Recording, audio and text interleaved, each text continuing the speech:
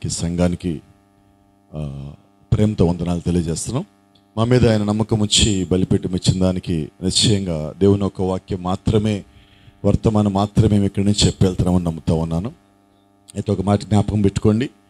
ఇప్పటి వరకు మరి గత రాత్రి ఉదయకాలము మరి ఈ రాత్రి బోధించిన వర్తమానాల్లో రెండిటిల్లో మూడిటిల్లో కూడా ఒకవేళ మీ కాపరి చెప్పిన దానికి భిన్నమైనది ఏదైనా ఉంటే దాన్ని వదిలేసేయండి. ఆయన చెప్పింది మాత్రం మీరేనంటే దాని మీద మాత్రం కట్టుబడి ఉండండి. ఎందుకని ఈ మాట చెప్తానంటే ఈ సంఘానికి పరలోకం వెళ్ళాక నేను బాధ్యత వహించను. మీ స్థానిక కాపరే బాధ్యత వహించాలి. కాబట్టి ఆయన మీ కాపరి చెప్పిన దానికే మీరు ఎల్లవేళ కట్టుబడి ఉండాలి. ఆమేన్. Praise the Lord. ఒకసారి పరిశుద్ధ గ్రంథం తెరుద్దాం, కొద్ది మాటలు చూద్దాం. మరి కొన్ని లేఖన భాగాలు ఉన్నాయి.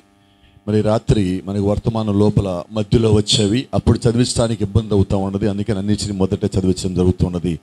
నిర్గమకాండము 3వ అధ్యాయము 10వ వచనం. కాగా రమ్ము, నిన్ను ఫరో యొద్దకు పంపెదను, ఇజ్రాయేలీలైన నా ప్రజలు నీవు ఐగుప్తులో నుండి తోడుకొని పోవాలనెను. 11వ వచనం. అందుకు మోషే, నేను ఫరో యొద్దకు వెళ్ళుటకును ఇశ్రాయేలీయులను ఐగుప్తులో నుండి తోడుకొని పోవుటకును ఎంతటి వాడనని దేవునితో అనగా, ఆయన, నిశ్చయంగా నేను నీకు తోడయ్యుందును, నేను నిన్ను పంపినట్టుకు ఇది నీకు సూచన. నీవు ఆ ప్రజలను ఐగుప్తులో నుండి తోడుకొని వచ్చిన తరువాత మీరు ఈ పర్వతం మీద దేవుని సేవించదరనను. ఉదయం చదివిన లేఖన భాగం కొద్దాం. 1 కొరింథీ 15వ అధ్యాయము 51వ వచనం. ఇదిగో మీకు ఒక మర్మము తెలుపుచున్నాను, మనమందరము నిద్రించము కానీ నిమిషంలో ఒక రెప్పపాటున కడబోర మ్రోగగానే మనమందరము మార్పు పొందుదుము. బోర మ్రోగును, అప్పుడు మృతులు అక్షయులుగా లేపబడుదురు, మనము మార్పు పొందుదుము. అలాగే మత్తయి సువార్త 17వ అధ్యాయము 1 నుంచి కొన్ని వచనాలు చదువుదాం. 6 దినములైన తరువాత యేసు పేతురును యాకోబును అతని సహోదరుడైన యోహానును వెంటబెట్టుకొని ఎత్తైన ఒక కొండ మీదకి ఏకాంతంగా పోయి వారెదుట రూపాంతరం పొందెను. ఆయన ముఖము సూర్యుని వలె ప్రకాశించెను, ఆయన వస్త్రములు వెలుగు వలె తెల్లవాయను. ఆయన ముఖము సూర్యుని వలె ప్రకాశించెను. 5వ వచనం చూస్తున్నాను. 5వ వచనం.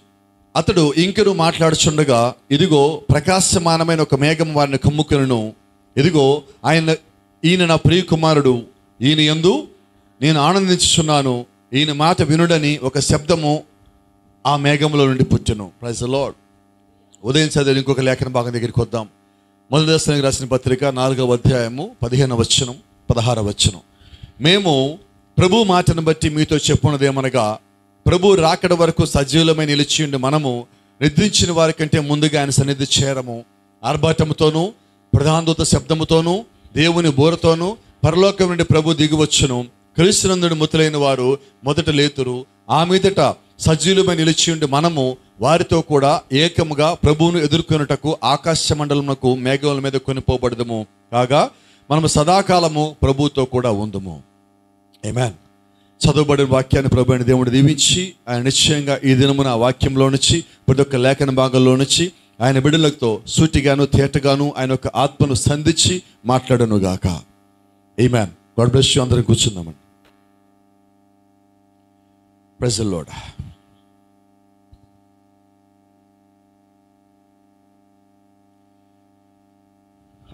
అందరు ఇక్కడే ఉన్నారా? ఆమేన్. ఆమెలు తెచ్చారా? ధైర్యంగా ఉన్నారా? సంతోషంగా ఉన్నారా? బలంగా ఉన్నారా? ఉత్సాహంగా ఉన్నారా? Praise the Lord. మరి ఒకవేళ ప్రభు చిత్తం అయితే, ఆయన కృప అయితే ఈ రాత్రి మనం ఒక అంశం మాట్లాడుకుందాం. ఇదేంటంటే నిన్న రాత్రి మాట్లాడిన దానికి, ఉదయం మాట్లాడిన దానికి, ఇప్పుడు మాట్లాడుకోబోయేదానికి మూడింటికి సంబంధం ఉన్న అంశము. ఇది ముగింపు కూడిక కాబట్టి మనకి అన్నిటినీ మనము వివరించిన అన్నిటిని మళ్ళీ మనం తీసుకొచ్చే ప్రయత్నం చేద్దాం. కాబట్టి మరి ఈ అంశం పేరేంటి?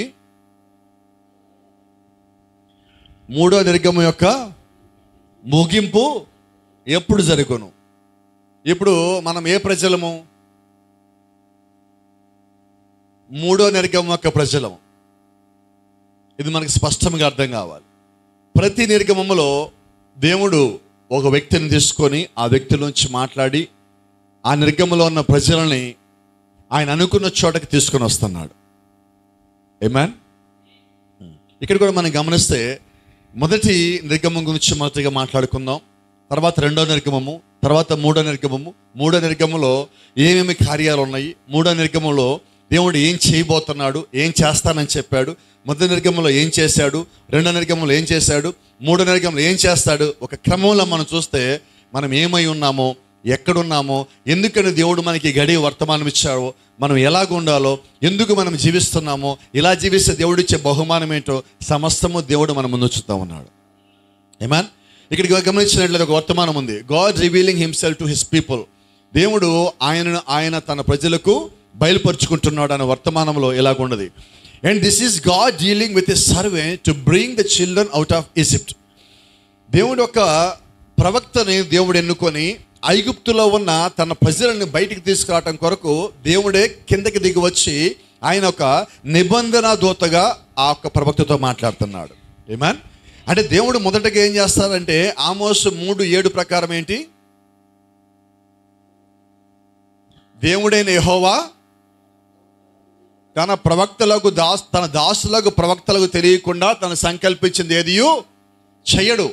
ఇప్పుడు దానికి రాయటానికన్నా ముందుగా, ఆ వచనం రాయటానికన్నా ముందుగా దేవుడు చేసిన కార్యం చూద్దాం. ఆమేన్. పాత నిబంధనలో మనకి మొదటిగా చూసుకుంటే మొట్టమొదటి ఒక ప్రవక్త ఎవరు? పాత నిబంధన ఆదికాండంలో మొదటి ప్రవక్త ఎవరు? అసలు అది మాట్లాడదాం అనుకున్నా, ఈరోజు నాకు అది అవ్వలేదు. ఎవరు మొదటి ప్రవక్త ఆదికాండంలో? నన్ను కోపంగా చూసి రాదని సమాధానం మీరు ఆలోచిస్తే వస్తుంది. ఆదాం ప్రవక్త కాదమ్మా, ఆదాం యేసుక్రీస్తుకు సాదృశ్యమై ఉన్నాడు. హానోకు మొదటి ప్రవక్త. ఆమేన్. ఆయన ముందుగా హానోకు తెలియజేశాడు, తర్వాత నోవాహు ప్రవక్త, నోవాహు తెలియజేశాడు, అబ్రహాం ప్రవక్త, అబ్రహాం తెలియజేశాడు, మోషే ప్రవక్త, మోషేకి తెలియజేశాడు. ఇలా దేవుడు అందరికీ తెలియజేసుకుంటూ వస్తున్నాడు. ఆమేన్. అలాగే ఇక్కడ కూడా మనం గమనిస్తే ఇక్కడ మోషేతో దేవుడు మాట్లాడాలి. అయితే ఇక్కడ ఆశ్చర్యమైన సంగతి ఒకటి దాచిపెట్టబడి ఉన్నది. ఇప్పుడు అంటే ఈ సందర్భంలో మోషే ఐగుప్తులో లేడు. ఎక్కడున్నాడు? గట్టిగా చెప్పండి సార్. ఇథియోపియాలో ఉన్నాడు. అవునా? మోషే ఎక్కడున్నాడు? కానీ దేవునికి మొరపెట్టిన ప్రజలు ఎక్కడున్నారు? దేవుడికి మొరపెట్టిన ఇజ్రాయెల్ ప్రజలు ఎక్కడున్నారు?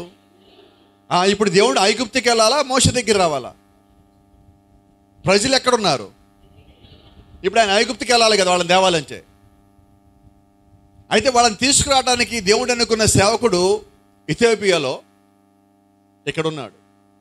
కాబట్టి ఇప్పుడు దేవుడు ఎక్కడికి వచ్చాడు? సేవకుడితో మాట్లాడటానికి మోషే ఎక్కడున్నాడో అక్కడికి దేవుడు వచ్చాడు. ఆమేన్. ఆమోసు 3:7 ముందుగా దేవుడు ఇక్కడ నెరవేరుస్తున్నాడు. తన సేవకుడితో మొదటిగా మాట్లాడాలి, తను చేయబోయేది మొత్తం చెప్పాలి. మీకు ఆశ్చర్యం చూస్తే మోషే పరిచర్య మొత్తం దేవుడు ముందు చెప్పేశాడు. మొత్తం చెప్పేసి ఆ తర్వాత మీరు అక్కడికి వెళ్ళంటున్నాడు. దాని ప్రకారంగా మోషేని పని చేయాలి. ఇప్పుడు ప్రైజ్ ది లార్డ్. దాదాపుగా 200 నుంచి 400 కిలోమీటర్ల అవతల ప్రజలు ఉంటే యువతలేమో ఇదిగో మోషే ఉన్నాడు. ఇక్కడికి దేవుడు వచ్చి మోషే సిద్ధపరుస్తున్నాడు. మోషే ఎలా దేవుడిని సిద్ధపరిచారంటే, నా ప్రజలను బయటికి తీసుకురా. అయితే అక్కడున్న ఫరో పంపించనంటాడు. ఫరో పంపించడు, నేను నా మహాసైన్యాన్ని పంపించి నా హస్తము చాపి బలమైన కార్యములు చేసి వాళ్ళని తీసుకుని వస్తా. అయితే నువ్వు వెళ్ళి అక్కడ నుంచో, వాళ్ళకి నిన్ను చూపిస్తా, నేను కార్యాలు చేస్తా. ఈరోజు దేవుడు కూడా ఏమంటున్నాడంటే ప్రతి సేవకుడితో, నువ్వేమి కార్యాలు చేయొద్దు, నువ్వు వెళ్ళి నా పక్షం నిలబడు, నేను కార్యాలు చేస్తా. ఆమేన్.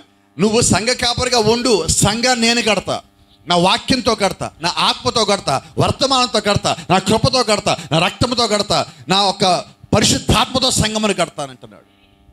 ఒక లేఖన భాగం మనకు అర్థం అవ్వాలి. మత్తయి సువార్త 16వ అధ్యాయంలో ఒక లేఖనం ఉంటుంది. ఆయన అంటున్నాడు, I will build my church on this rock. నేను నా సంఘమును ఈ బండ మీద కట్టుదును. నేను నా సంఘమును ఈ బండ మీద కట్టుదును. మళ్ళీ ఆ బండ క్రీస్తే. సంఘం కట్టబడేది బండ మీద. సంఘం కట్టేది ఎవరు? నేను నా సంఘము. సంఘం ఆయనది, కట్టేది ఆయన. ఎక్కడ కడుతున్నాడు? బండ మీద. ఆ బండ అంటే క్రీస్తు, క్రీస్తు అంటే వాక్యము, వాక్యం మీద సంఘము కడుతున్నాడు. ఆ సంఘానికి దేవుడు బండ అంటే ప్రత్యక్షత ఇచ్చాడు. ఇప్పుడు ప్రత్యక్షత, వాక్యము, కలిగి ఆ బండ మీద, అంటే యేసుక్రీస్తు ఒక్కడే దేవుడు అనే బండ మీద దేవుడు సంఘం కడుతుంటే ఆ సంఘం మీదట పాతాళ లోక ద్వారా నిలబడలేవు. ఏమన్? ఎందుకంటే ఆ సంఘము కట్టేది దేవుడు, సంఘములో ఉన్నది దేవుడు, సంఘానికి బోధించేది దేవుడు, ఆ సంఘం కట్టబడేది దేవుడి మీద. కాబట్టి ఆ సంఘం ఎదుట పాతాళ లోక ద్వారా నిలబడలేవు. మనుషులు కట్టే సంఘము కాదు, దేవుడు తన వాక్యంతో కట్టే సంఘం మీద. ప్రజల్లో ఇక్కడ ఇది మోషే సంఘము కాదు. ఆ 20 లక్షల మంది ప్రజలు మోషే సంఘస్థులు కాదు, వారు దేవుని యొక్క సంఘమై ఉన్నారు. ఇంకో రకంగా మాట్లాడితే వాళ్ళు యెహోవాకి వధువుగా ఉన్నారు. వారందరూ నడిపించే బాధ్యత దేవుడు తన సేవకుడైన మోషేకి అప్పగిచ్చాడు. అపోస్తలుడైన పౌలు అంటాడు, తన ఇల్లంతటలో ఎవరు నమ్మకస్తుడు? మోషే తన ఇల్లంతటలో నమ్మకస్తుడు అంటున్నాడు. ఆ నమ్మకస్తుడైన వారికి దేవుడు ఈ పరిచర్య అప్పగిచ్చాడు. Praise the Lord. ఏ పరిచర్య? వాళ్ళందరినీ బయట తీసుకొచ్చే పరిచర్య. ఆ పరిచర్యకు ఒక పేరు ఉన్నది. చూడండి, అక్కడ ఒక వర్తమానం ఉంది, ఇజ్రాయెల్ అండ్ ది చర్చ్. ఇజ్రాయేలు మరియు సంఘం అనే వర్తమానంలో మొదటి భాగంలో ఆయన మాట్లాడుతున్నాడు. And the word Exodus come from the word calling out or going out. ఇక్కడ మనం మాట్లాడుకునే నిర్గమము అనే పదం ఎక్కడి నుంచి వచ్చిందంటే కాలింగ్ అవుట్, గోయింగ్ అవుట్, బయటికి వెళ్ళిపోతురా, బయటికి పిలువబడుట అనే పదం నుంచి నిర్గమం అనే పదం పుట్టింది. ఏమా? ఇప్పుడు మనం అంటున్నాం మొదటి నిర్గమము, రెండవ నిర్గమము, మూడవ నిర్గమము. అసలు నిర్గమం అంటే ఏంటో తెలియాలి కదా. ఒక మాట అడుగుతాను, మీరందరూ ఈ ఊర్లో పుట్టి ఇక్కడే పోయి ఉన్నోళ్ళ, బయట ఊరు నుంచి ఊళ్ళకి వచ్చిన వాళ్ళ? బయట నుంచి మనం ఈ ఊరికి వచ్చాం కాబట్టి కొద్దిమంది ఎప్పుడైనా గొడవ అయినప్పుడు ఏమంటారంటే మేము ఈ ఊరు వాళ్ళం అంటారు. మీరు ఎక్కడి నుంచో వచ్చి మీరు ఇక్కడ ఉన్నారంటారు. దీన్ని ఏమంటాము? ఒక చోట నుంచి ఇంకో చోట రావటం అంటాం. దీన్ని నిర్గమ మనము. అలాగే ఈ చర్చిలో ఉన్న కొద్దిమంది విశ్వాసులు పనుల నిమిత్తమో ఉద్యోగాల నిమిత్తమో వేరే ప్రాంతాలకి వెళ్ళి అక్కడ సెటిల్ అయిపోయారు. ఇప్పుడు పోనీ వాళ్ళు నిర్గమం అయ్యారంటారా? అనరు. ఎందుకని అనరంటే ఒకళ్ళో ఇద్దరు 10లో 100లో 1000లో వెళ్తే దాన్ని నిర్గమం అనరు. ఐగుప్తు నుంచి కనానికి బయటికి ఎంతమంది వచ్చారు? 20 లక్షలు. గుంటూరు జిల్లా జనాభా 19,50,000. అంటే ఎంతమంది వచ్చారు? గుంటూరు కన్నా ఎక్కువ. అంతమంది ఊరు ఖాళీ చేసి వెళ్ళిపోయారు, అందరూ వెళ్ళిపోయారు. దాన్ని నిర్గమం అంటాం మనం. అంటే ఒకేసారి లక్షల మంది ప్రజలు ఒక ప్రాంతం విడిచి ఇంకో ప్రాంతానికి వెళ్ళిపోతే నిర్గమం అంటాం. ఒకళ్ళో ఇద్దరు 100లో పోతే వలసపోయారు, మైగ్రెంట్స్ అంటారు. ఇక్కడ ఇది మైగ్రేషన్ కాదండి. వీళ్ళందరూ ఇక మేము తిరిగి రామని వెళ్ళిపోతున్నారు. వాళ్ళందరూ ఎవరు? నిర్గమము. ఈ స్థలం మాకొద్దు, ఈ స్థానం మాకొద్దు, దేవుడు మమ్మల్ని పిలిచించాడికి మేము వెళ్తాము. అక్కడి నుంచి వచ్చిన పదమే ఈ నిర్గమము. Praise the Lord. ఎక్కడికి వెళ్తున్నారు? Into the promised land that God had given them. దేవుడు వారికి ఇచ్చిన వాగ్దాన దేశంలోకి వాళ్ళందరూ వెళ్తున్నారు. కాబట్టి బయటికి పిలువబడుట నిర్గమం అంటున్నాం, బయటికి వెళ్ళుట దాన్ని నిర్గమం అంటున్నాం. ఆ నిర్గమం అనే పదానికి సాదృశ్యమైన పదమే ఈరోజు మనం ఒక పదం వాడుతున్నాం. ఆదివారం ఉదయము మనం ఎవరన్నా బైబిల్ పట్టుకొని బయలుదేరి ఇంట్లోంచి బయటికి రాగానే ఎక్కడికి వెళ్తున్నావు అంటే మనం ఏమంటాం? గట్టిగా చెప్పండి. కొంచెం త్వరగా చెప్తే సమాధానం త్వరగా చెప్పగలుగుతాను నేను. లేకపోతే 1 గంట దాకా మాట్లాడతాను ఈ రోజులో, ఎందుకంటే మీకు బ్యాలెన్స్ ఉండకూడదు సబ్జెక్ట్ వెళ్ళేటప్పటికి నాకు.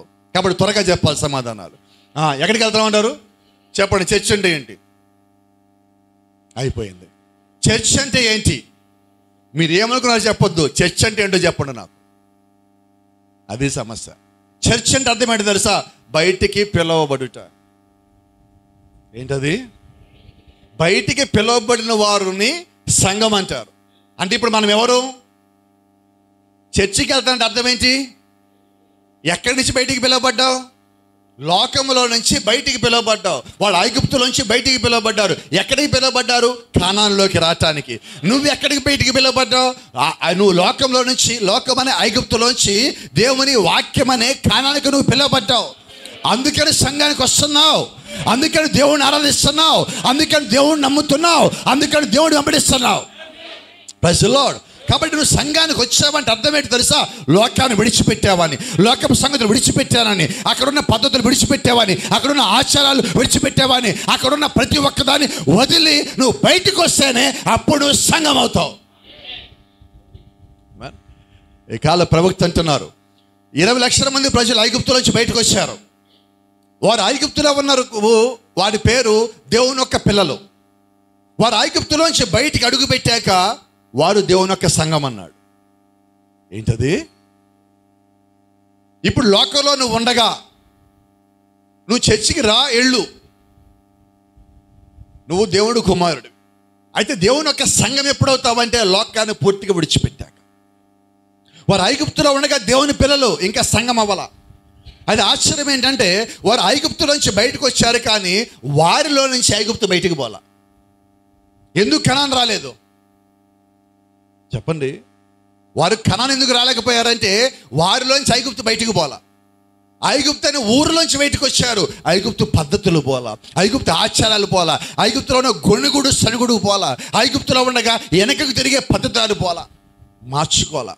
కాబట్టి ఈరోజు కూడా నీవు నేను సంఘానికి రాగానే సరిపోలా, వర్తమానం పేరు చెప్పగా సరిపోలా, ప్రవక్త పేరు చెప్పగా సరిపోలా. ఏం చేయాలంటే లోకంలో ఉన్న పద్ధతుల్ని విడిచిపెట్టాలా, అక్కడ మాట తీరును విడిచిపెట్టాలా, ఆ వస్త్రధారణను విడిచిపెట్టాలా, ఆ అలంకరణను విడిచిపెట్టాలా, ఆ గొడుగుడు విడిచిపెట్టాలా, సణుగుడు విడిచిపెట్టాలా, బూతులు విడిచిపెట్టాలి, అబద్ధాలు విడిచిపెట్టాలి, దేవుడికి లోబడాలి, ఆయన్ని వెంబడించాలి. ఆమేన్. ఈ కాలపు వర్తమానం మొత్తం ఏంటో తెలుసా మీకు? ఐగుప్తు నుంచి కనానికి వచ్చిన సంఘం ఏంటో ఈరోజు కూడా సంఘం అదే. ఈ భూమిని విడిచిపెట్టి పరలోకానికి వెళ్ళాలి. దేవుడు మనకిచ్చిన వాగ్దాన దేశానికి మనం వెళ్ళాలి. అందుకొరకు దేవుడు బయటికి పిలుస్తున్నాడు. దాని పేరు నిర్గమము. In their exodus they went out of Egypt. వారి యొక్క నిర్గమములో వారు ఐగుప్తు దాటి బయటకు వచ్చారు. Into the promised land that God had given them. దేవుడు వారికి ఇచ్చిన వాగ్దానం దేశంలోకి వారు ప్రయాణమైపోయారు. దాని పేరు నిర్గమము. ఆమేన్. ఆ నిర్గమములో వారు ఐగుప్తు విడిచి, ఐగుప్తు నుంచి బయటకు వచ్చి ఎర్ర సముద్రం దాటి వారు దేవుని సంఘంగా మారిన తర్వాత దేవుడు వారికి ముందు ఒక ప్రవక్తను పెట్టాడు. దేవుడు ముందు ఒక అగ్నిస్తంభం పెట్టాడు. దేవుడు ఒక మేఘస్తంభం పెట్టాడు. దేవుడు వారితో పాటు నివాసం అంటున్నాడు. వారి వెనకాల వచ్చేలాగా 12 గోత్రాలను దేవుడు నియమించాడు. వారి మధ్యలో దేవుడు నివాసం అంటున్నాడు. అయితే వారికి ఇప్పుడు వారు ఎన్నడూ తిననటువంటి ఒక గొప్ప ఆహారం దేవుడు ఇచ్చాడు. ఏ ఆహారం అంటే ఆకాశములో దేవునితో పాటు నివాసం ఉండే దేవుని యొక్క దూతలు తినే ఆహారమైన మన్నాని దేవుడు వారికి ఇచ్చాడు. అలాగే ఈ రోజు కూడా భూమి మీద నువ్వు ఈ లోకంలోంచి బయటకు వచ్చిన కారణం చేత, నువ్వు ప్రభువైన యేసుక్రీస్తు నామములో బాప్తిజం పొందిన కారణం చేత, ఈ కాలం వర్తమానం నమ్మిన కారణం చేత దేవుడు నీకు కూడా పరలోకంలో దేవుని యొక్క దూతలు తెలుసుకున్నటువంటి ఆ గొప్ప మర్మాలను ఆయన మన్నాని దేవుడు నీకు ఇస్తా ఉన్నాడు. It's a special message that was we are living in. ఈరోజు మనం జీవించే ఈ వర్తమానము ప్రత్యేకమైన వర్తమానం. ఇది అందరి కొరకు కాదండి, ఎన్నిక చేయబడిన వారి కొరకై ఉన్నది. ఇది ప్రత్యేకించి భూమి మీదకి వచ్చిన తరము కొరకు ఈ వర్తమానం అయి ఉన్నది. ఆమేన్. Praise the Lord. కొంచెం జాగ్రత్తగా చూద్దాం. In the were the people of God as long as they were in Egypt. వారు ఐగుప్తులో ఉండగా వారు దేవుని యొక్క ప్రజలు. But when they had their exodus, వారు ఎప్పుడైతే ఆ నిర్గమంలోకి మోషేని వెంబడిస్తూ మోషే వెనకాల రావటానికి, ఐగుప్తు నుంచి బయటికి రావటానికి, కనాను లోపలికి వెళ్ళటానికి సిద్ధపడి వాళ్ళు బయటకు అడుగు పెట్టారో, they become the church of God. వారు అప్పుడు దేవుని సంఘమై ఉన్నారు. అంటే బయటికి పిలువబడిన వారై ఉన్నారు. Praise the Lord. అంటే ఈరోజు మనం చర్చికి వస్తే మనం దేవుని ప్రజలమా? కాదండి. చర్చికి రావటం అంటే మనలో ఉన్నాయని వదలటం. ఎప్పుడైతే వదిలేమో అప్పుడు మనం దేవుని కుమారులు కుమార్తెలు. అంతేనా? ఈరోజు ఎక్కడికి వెళ్ళినా ఒక సంగతి గమనిస్తున్నాం. ఏంటో తెలుసా? చర్చికి వచ్చేటప్పుడు మన పద్ధతి అంతా వేరుగా ఉంటుంది. చర్చిలో మన పద్ధతి వేరుగా ఉంటుంది. మన మాట తీరు వేరుగా ఉంటుంది. మనం చూసే చూపు తేడాగా వేరుగా ఉంటుంది. మనం ధరించే వస్త్రాలు వేరుగా ఉంటాయి.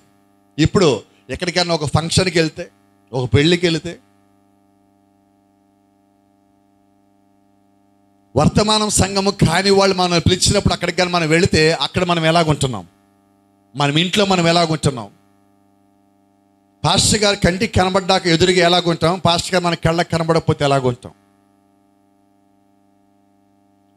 చాలామంది చర్చిలో ప్రజలు సేవకుడు వచ్చేలోపు మాట్లాడుతూ ఉంటారు. సేవకుడు రాగానే ఏం చేస్తారు? గట్టిగా చెప్పండి, త్వరగా చెప్పండి. అందుకని మిమ్మల్ని నేను ఎందుకని, ఎవరన్నా చర్చిలో ఫోన్ మాట్లాడుతూ ఉండగానే పాస్టర్ గారు రాగానే ఏం చేస్తాం? ఫోన్ కట్ చేసి ఏమంటాం, పాస్టర్ గారు వచ్చారు, పాస్టర్ గారు ఫోన్ మాట్లాడ మాకు ఆపేసా. ఎవరికి భయపడ్డావు? వినపడలేదమ్మా. ఎవరికి భయపడాలి? పాస్టర్ గారు రావటానికన్నా ముందే దేవుడు ఇక్కడ ఉన్నాడు కదా.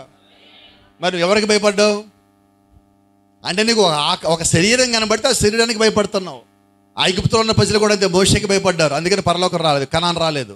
మరి ఈరోజు కూడా నీ సంగతి ఏంటి? నువ్వు సేవకుని గౌరవించు కాదంటల్లా, మర్యాదవు కాదంటల్లా, సత్కరించు కాదంటల్లా. అయితే నువ్వు దేవునికి భయపడాలి. సేవకుడిని ఎదురుగా కనబడ్డా కనబడకపోయినా దేవుడు నిన్ను చూస్తూనే వచ్చాడు. నిజమేనా? ఒక చిన్న మాట మీకు జ్ఞాపకం చేస్తా. ఈరోజు మనం షాపింగ్ మాల్స్ చాలానే వచ్చినాయి, పిడిగిరాళ్ళకు కూడా వచ్చినాయి అనుకుంటున్నాను నేను.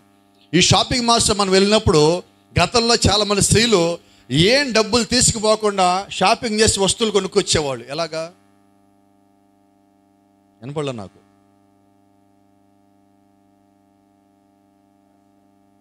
డబ్బులేం తీసుకుపోకుండా షాపింగ్ చేసుకుని వచ్చేవాళ్ళు గతంలో, ఇప్పుడు కాదు. దొంగతనం చేసుకొచ్చేవాళ్ళు. ఇప్పుడు మనం దొంగతనం చేసుకొని వస్తే లోపల నుంచి బయట గుమ్మం దగ్గర మనం లాపి ఇంక చూసేయాలని దిగి బయటికి అంటున్నారు. ఎప్పుడు చూసావు? ఎలా చూసావు? పైన ఏమున్నాయి? ఏంటి సీసీ కెమెరా అంటే? క్లోజ్డ్ సర్క్యూట్, నిన్ను అత్యంత దగ్గరగా గమనించే కెమెరా పేరు సీసీ కెమెరా. అయితే ఈరోజు ఆశ్చర్యం ఏంటంటే ఆ సీసీ కెమెరాలన్నీ నీ కెమెరా కనబడుతుంటుంది, కానీ కెమెరాలన్నీ ఒక గదిలో ఉంటాయి. ఆ స్క్రీన్ దగ్గర ఒకటి కూర్చొని ఉంటాడు. ఆ కూర్చున్నాడు ఎవడు దొంగతనం చేశాడో, అదిగో పలానా 17వ కెమెరా దగ్గర ఒక స్త్రీ వెళ్తుంది, ఆమె దొంగతనం చేసింది, ఇక్కడి నుంచి ఫోన్ చేసి వాళ్ళని వచ్చి పట్టుకుంటాడు. ఆ వ్యక్తి కనబడ్డు, కానీ ఆ వ్యక్తిని చూస్తుంటాడు. మానవుని టెక్నాలజీని ఎంత పెరిగితే, ఇప్పుడు చెప్పండి, మానవుడు జ్ఞానమే ఎంత పెరిగితే మరి దేవుడి జ్ఞానం ఎంత పెరగాలి? అయితే ఆశ్చర్యం చెప్పనా, ఆ కెమెరా కనబడకుండా కూడా దొంగతనం చేసేవాళ్ళు ఉన్నారు. అది ఈ రాత్రికి ఒక సంగతి చెప్తా. ప్రభువైన యేసుక్రీస్తు కూడా సీసీ కెమెరా పెట్టాడు. ఎక్కడ పెట్టాడు చెప్పనా? నీ హృదయం లోపల పెట్టాడు. చెప్పి ఎక్కడికి పారిపోతావు? ఏం దాచగలవు ఆయన నుంచి? కాబట్టి నాకు తెలిసిన పద్ధతి ఒకటి చెప్తా. ఆయన ముందు దాచాలనుకోకు, అన్నీ ఆయన చెప్పేసుకో. ఏమున్నాయి ఆయన ముందు పెట్టేసేయి, అది ఈజీ కదా. కాబట్టి గమనించండి, నువ్వు నిజంగా దేవుని యొక్క సంతానం అయి ఉంటే నువ్వు ఆయన చెప్పినట్టుగానే చేస్తావు. ఏమా? నీ హృదయంలో ఆయన మాత్రమే ఉండాలి. నువ్వు ఎక్కడున్నా ఆయన గమనించే దేవుడై ఉన్నాడు. ప్రతిసారి ఆయనను చూసే దేవుడై ఉన్నాడు. Praise the Lord. ఇక్కడ చిన్న వర్తమానంలో బాగా చూద్దాం. 3వ నిర్గమన వర్తమానంలో ఇక్కడ నిర్గమములు ఎన్ని ఉన్నాయంటే 1, 2, 3 నిర్గమాలు. ఇదేమో మోషే ఐగుప్తు నుంచి కనాను వరకు నడిపించిన నిర్గమము. 2వ నిర్గమం వారు యూదా తత్వం కింద ఉంటే అక్కడి నుంచి దేవుడు వాళ్ళని బయట తీసుకుని వచ్చున్నాడు. ఇప్పుడు 3వ నిర్గమం మతశాఖల్లో, లోకములో, ఆచారాల్లో, పద్ధతుల్లో, సంప్రదాయాల్లో, వ్యక్తుల ఆరాధనలో, అపవాది యొక్క బోధనలో కూరుకుపోయిన మనల్ని ఇక్కడి నుంచి దేవుడు పరలోకం తీసుకుపోతున్నాడు. ఆమేన్. ఇవి నిర్గమాలు. అయితే మొదటి నిర్గమం యొక్క ముగింపేంటో మనకు తెలుసు. ఐగుప్తులో నుంచి వారి కనాను లోపలికి వెళ్ళినప్పుడు అది మొదటి నిర్గమం యొక్క ముగింపు. అయితే ప్రారంభించబడినప్పటి నుంచి ముగించే మధ్యలో దేవుడు చాలా కార్యాలు, అద్భుతాలు, ఆశ్చర్యాలు, సూచనలు ప్రవక్తను అక్కడ ఉంచబెట్టి అగ్నిస్తంభం కానీ మేఘస్తంభంగా ఉంటూ వారికి ఆకాశం వచ్చి మన్నాను కురిపిస్తూ దేవుడు నడిపించాడు. ఆమేన్. 2వ నిర్గమంలో, ఈ 2వ నిర్గమంలో మనకి ఎవరంటే యేసుక్రీస్తే అక్కడ ప్రవక్త అయి ఉన్నాడు, ఆయన మెస్సయ్య అయి ఉన్నాడు, ఆయన నడిపించేవాడై ఉన్నాడు. ఆయన చేసిన పని ఏంటంటే నిద్ర నుంచి అనేక మంది పరిశుద్ధులని పైకి లేపి భూమి మీద నుంచి పరలోకం తీసుకుపోయాడు. మోషే ఏం చేశాడు? ఐగుప్తు అనే ఒక భూమి మీద ఒక స్థలం నుంచి కనాన్ అనే ఇంకో స్థలానికి నడిపించాడు. వారు కాలి నడక నడిచారు మొదటి నిర్గమంలో.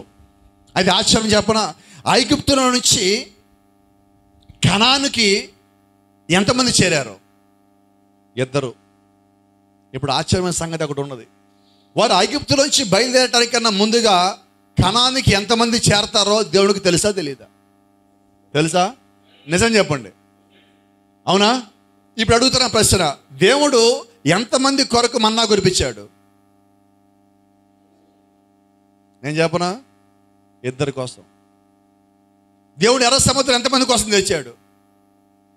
ఇప్పుడు మీరు చెప్తారన్నీ. ఇంకా అంటే కానాని దేవుడు ఇద్దరికి తీసుకుపోవటానికి 40 ఏళ్ళు 20 లక్షల మంది బతికి ప్రయోజనం పెట్టాడు.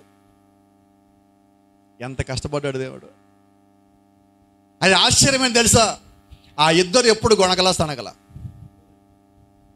మరి సంఘములో గొణిగితే సణిగితే వినపడలే, నాకు వినపడితే బాగుండేది. ఇప్పుడు చెప్పచ్చా రహస్యం? గొణిగేవాడు సణిగేవాడు సంఘములో పరలోకం రాడు. కాబట్టి ఏం చేద్దాం? మీరు చెప్పాలి, వినాలి. నేను సమాధానం వస్తే ముందుకు పోవాలి, లేదా ఇక్కడ ఆగాలి. ఏం చేయాలి చెప్పండి. అదన్నా ఏం మానేద్దాం? సరే, గొడగటం సంగటం మానేస్తామని చేయొద్దండి. ఎత్తలేదంటే ఎవరు మానేయమని. వీళ్ళకి ఒక సమస్య వచ్చింది. చెయ్యి ఎత్తితే అంటే మేము గొణిగే వాళ్ళమా? చెయ్యి ఎత్తకపోతే మేము మానే వెళ్ళదా? సరే, మీరు గొణిగారో లేదో తెలియదు, భవిష్యత్తులో కూడా మేము గొణమనేవాళ్ళు చేయొద్దండి. ఇప్పుడు గొణిగాలని అదే, భవిష్యత్తులో కూడా గొణమనేవాళ్ళు. భవిష్యత్తులో కూడా కొనుగుతారా? మీరు చెయ్యొద్దండి అమ్మా. చదువులు తేలాదా? ఇంటి దగ్గర పెట్టేశారా? అయితే ఒక మాట చెప్తాను. మీరు ఎప్పుడు మారతారో నాకు తెలియదు, కానీ ఈ రాత్రి మారితే నాకు సంతోషం. ఏమన్? కాబట్టి ఒకవేళ ఏదైనా మానేయాలనుకుంటే ఎప్పుడు మానేద్దాం? ఇప్పుడే. అవునా? ఈ గడియే నువ్వు మారవలసున్నావు, మానేయవలసున్నావు. రేపెప్పుడో ఎల్లుండెప్పుడో December 31 నైట్ నేను మారతానంటే నువ్వు నాకు అక్కర్లా. ఎవరు కావాలంటే దేవుడికి వినగానే మారేవాళ్ళు. బైబిల్ అంటుంది, ఈ దినము లేఖనము నీ యొద్దకు వచ్చినప్పుడు ఆ లేఖనం వినగా నువ్వు మారాలి, లేదంటే నువ్వు క్రీస్తుని తోసివేసినట్లు నీ కాల ప్రవక్త అంటున్నాడు. కాబట్టి ఈ గడియ నీ దగ్గరికి ఒక మాట వచ్చింది. ఏంటి ఈ మాట? నువ్వు గొణగద్దు సనగద్దు. కాబట్టి ఏం చేద్దాం మనం? ఇప్పుడు దాకా చేసేది తెలియదు ప్రభా, ఇక్కడి నుంచి గొడగడం సనగడం. ఏంటి గొడగడం సనగడం అంటే? ఇంతకీ అది చాలా ప్రమాదకరమైనదండి. కొరుకుడు వ్యాధి కన్నా ప్రమాదకరమైనది, కరోనా కన్నా ప్రమాదకరమైనది. ఒకరి నుంచి ఇంకొకరికి అది పోతానే ఉంటుంది, ఆగదు. కాబట్టి ఎవరు చెవులు కొరకద్దు, రక్తాలు వచ్చేలాగా మాట్లాడుకోవద్దు చెవుల్లో. దానికి కారణం చెప్తాను మీకు. ఈరోజు ఫోన్ మాట్లాడుతూ ఉంటే ఫోన్ హీట్ ఎక్కిపోయి చెవు మంట వచ్చేస్తుంది. ఏం చేస్తాం అప్పుడు? ఆపేస్తామా? ఆపం, చెవు మారుస్తాం. ఎందుకని? కొరుకుడు అవ్వలేదు కదా ఇంకా. నిజమా కాదా? ఇంకొకళ్ళు ఉన్నారు, మామూలు మనుషులు కాదు వీళ్ళు. ఫోన్ ఛార్జింగ్లో పెట్టి కూడా మాట్లాడతారు వీళ్ళు. టాపిక్ అయిపోతే మళ్ళీ అలాగా మధ్యలో మిస్ అయిపోతామేమో. ఇలాంటివి మనకొద్దాడు. దేవుడు వాక్యం గురించి అయితే ఎంతైనానండి, ఎంతైనా మాట్లాడండి. ప్రార్థన గురించి ఎంతైనా మాట్లాడండి. ఆత్మలు సంపాదించడానికి ఎంతైనా మాట్లాడండి. పరిశుద్ధాత్మను పొందుకోవడానికి ఎంతైనా మాట్లాడండి. వ్యర్థమైన వాటి కొరకు ఒక్క మాట మాట్లాడకండి. అది నిజంగా దేవుని పేరులో ఒక లక్షణమై ఉన్నది. ఆమేన్. ఇక్కడ ఈ వర్తమానంలో ప్రవక్త అంటున్నాడు, He promised the same thing in the Exodus in the last days. ఇప్పుడు మొదటి నిర్గమము మోషే కాలంలో, రెండో నిర్గమము క్రీస్తు కాలం ఎలాగో ఈ కాల ప్రవక్త అంటున్నాడు, ఈ చిట్ట చివరి దినాల్లో దేవుడు మనకి మరొక నిర్గమాన్ని ఇచ్చాడు అన్నాడు. ఆమేన్. అంటే ఇప్పుడు మనం ఏ ప్రజలమై ఉన్నాం?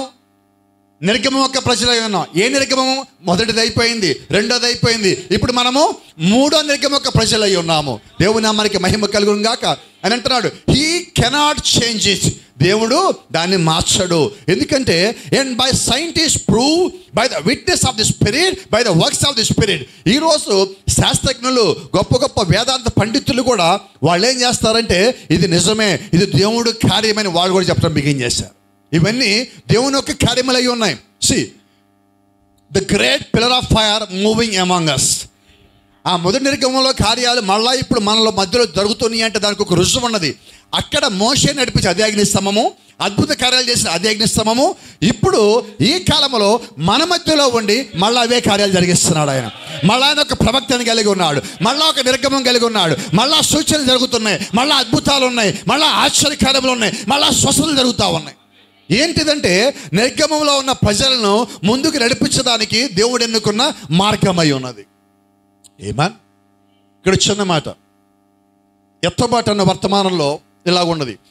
3 things will happen. 3 కార్యములు జరగాల. మూడో నిర్గమంలో 3 కార్యాలు ముఖ్యమైనవి. ఏంటి 3 కార్యాలు? ఏ షౌట్, ఏ వాయిస్, ఏ ట్రంపెట్. ఆర్భాటము, ప్రధాన శబ్దము, దేవుని యొక్క బోర. ఈ మూడో నిర్గమంలో ముఖ్యమైనవి ముగింపులో ఉండేవి. ఈరోజు మన వర్తమానం పేరేంటి? మూడో నిర్గమ ముగింపు ఎప్పుడు జరుగును? ఎప్పుడు జరగాలి? ఈ మూడింటికి ఆ నిర్గమానికి సంబంధం ఉన్నది. రెండో రాకడికి ఆ నిర్గమానికి సంబంధం ఉన్నది. క్రీస్తు మృతులు పైకి లేపడానికి నిర్గమానికి సంబంధం ఉన్నది. క్రీస్తు భూమి మీదకి రావడానికి, మనము మార్పు చెందడానికి ఆ నిర్గమానికి సంబంధం ఉన్నది. కాబట్టి ఇప్పుడు నిర్గమ యొక్క ప్రజలమై ఉన్నాం మనము. దేవుని నామానికి మహిమ కలుగును గాక. కొంచెం ముందుకు వెళ్ళిపోతున్నాం.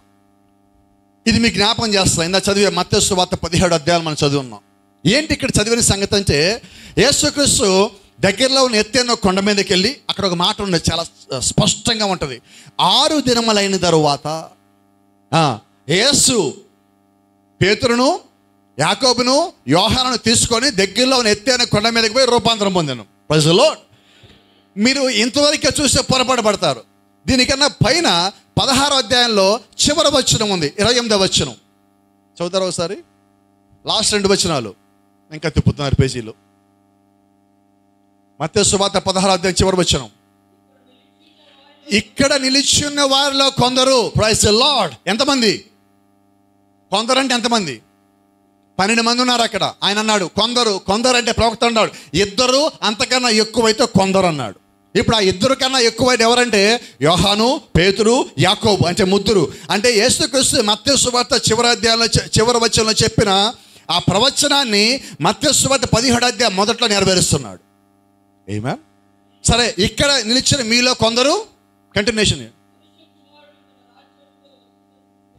ఎలాగా మనుష్య కుమారుడు తన రాజ్యంతో వచ్చుట చూచు వరకు మరణము రుచి చూడరని మీతో నిశ్చయంగా అన్న పదానికి హిబ్రూ బైబిల్లో ఆమెన్ అని ఉంటుంది. అంటే ఇప్పుడు ఆయన ఏమంటున్నాడు? ఆయన ఆమెన్ అనేసాడు అక్కడ. అనేసి ఆయన ఏమంటున్నాడు? నిశ్చయంగా ఇక్కడ నుంచి మీలో కొందరు దేవుని రాజ్యం చూస్తారు, అప్పుడు దాకా మరణించరు. ఇప్పుడు దేవుడి రాజ్యం వచ్చిందా రావాలా? వినపడలేదు. రావాలి. మరి ఆయన ఏమన్నాడు? చూసేదాకా మరణించరు అన్నాడు. మరి అపోస్తలు మరణించారే, ఇంకా రాజ్యం రాలేదే, మరి ఆ లేఖ నెరవేరలేదా? ప్రవక్త అంటున్నాడు ఆ లేఖ నీకు అర్థం కాకపోతే నెరవేరకపోయినట్టు కాదు, అది అర్థం కావడానికి దేవుడిని జ్ఞానం ఇవ్వాలన్నాడు. అది నెరవేరడం లేదో మనం చూస్తే అది మనకి అర్థమవుతుంది. ఇక్కడ జాగ్రత్తగా గమనించినట్లయితే చూడండి, it is a preview for to be happen things. జరగబోయే కార్యాలని దేవుడు అక్కడ ఒక ప్రివ్యూ లాగా చూపించాడు. భవిష్యత్తులో చేయబోయేదాన్ని దేవుడు అక్కడ చూపిస్తున్నాడు. ఏమేమి తగిన చూద్దాం ఒకసారి. దేవుడు ఒక గొప్ప సంగతి అక్కడ ఏం జరిగినదంటే, ఆయన కొండ మీద రూపాంతరం చెందినప్పుడు ముగ్గురిని తీసుకెళ్ళాడు. పేతురు, యాకోబు, యోహాను. అని అంటున్నాడు హోప్, లవ్, చారిటీ. ఇది ప్రవక్త వాడిన పదాలు. Hope, love, charity. Praise the Lord. ఇంకొంచెం మనం ముందుకెళ్తే ఈ కాల ప్రవక్త అంటున్నాడు ఈ ముగ్గురిని ఎందుకు తీసుకెళ్ళాడంటే, ఈ ముగ్గురు భూమి మీద నోవా కుమారులతో వచ్చిన ఈ 3 జాతుల మానవులకి వాళ్ళు సాదృశ్యమై ఉన్నారన్నాడు. హాము, షేము, యాపెతు. ఆ ముగ్గురికి ఈ ముగ్గురు సాదృశ్యమై ఉన్నారు. తర్వాత ఇంకా ప్రవక్త మాట్లాడుతుంటున్నాడు ఈ ముగ్గురు భూమి మీద నుంచి యేసుక్రీస్తు రూపాంతరం పొందడానికి భూ సంబంధమైన సాక్షులు. మరి పరలోకం నుంచి కూడా సాక్షులు కావాలి కదా. ఇప్పుడు దేవుడు ఏం చేశాడు? కొండ మీద రూపాంతరం పొందాక ఆయన కుడి పక్కన ఒకళ్ళు, ఎడం పక్కన ఒకళ్ళు కనిపిస్తున్నారు. ఎవరు వాళ్ళు? కొంచెం త్వరగా చెప్పండి. మోషేయు, ఏలియాయు. ఇక్కడ జాగ్రత్తగా కనిపిస్తే మోషే ఎక్కడ పాతి పెట్టబడ్డాడు? అందుకని అప్పుడప్పుడు మనం బైబిల్ చదువుతూ ఉండాలి. మోషేని దేవుడు ఎక్కడ పాతి పెట్టబడ్డాడంటే పర్వతం మీద బండలో పాతి పెట్టాడు. Praise the Lord. మీకు దానికి రుజువు కూడా కావాలంటే అపవాది అక్కడికి పోయి ఏం చేశాడు?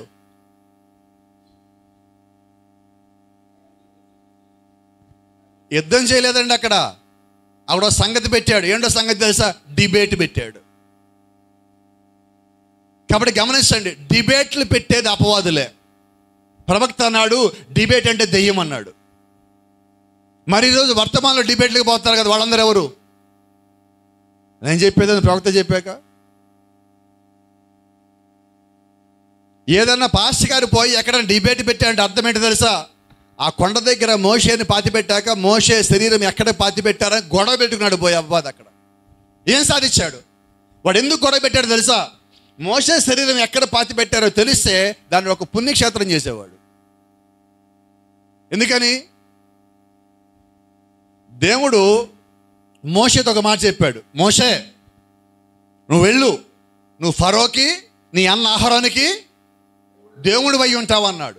ఇప్పుడు మోషే శరీరం ఎక్కడుందో తెలిస్తే మోషేను దేవుడు ఏమన్నాడు? దేవుడు అన్నాడు. నేను తప్ప ఇంకొక దేవుడు లేడు అన్న దేవుడే మోషే అని దేవుడు అన్నాడు. కాబట్టి ఇప్పుడు అపవాది ఏం చేస్తాడు? మోషేని దేవుడిని చేస్తాడు. అందుకని దేవుడు ఏం చేశాడు? బండలో పాతి పెట్టాడు. ఎక్కడో ఎలా తెలుస్తుంది? ఆ బండ క్రీస్తే ఆ బండలో మోషే ఉన్నాడు. హల్లెలూయా! ఆశ్చర్యం ఏంటంటే దేవుడు ఎక్కడ అపవాదికి అవకాశం ఇవ్వలేదు. ఈరోజు నిజమైన విశ్వాసి కూడా అపవాదికి అవకాశం ఇవ్వడు.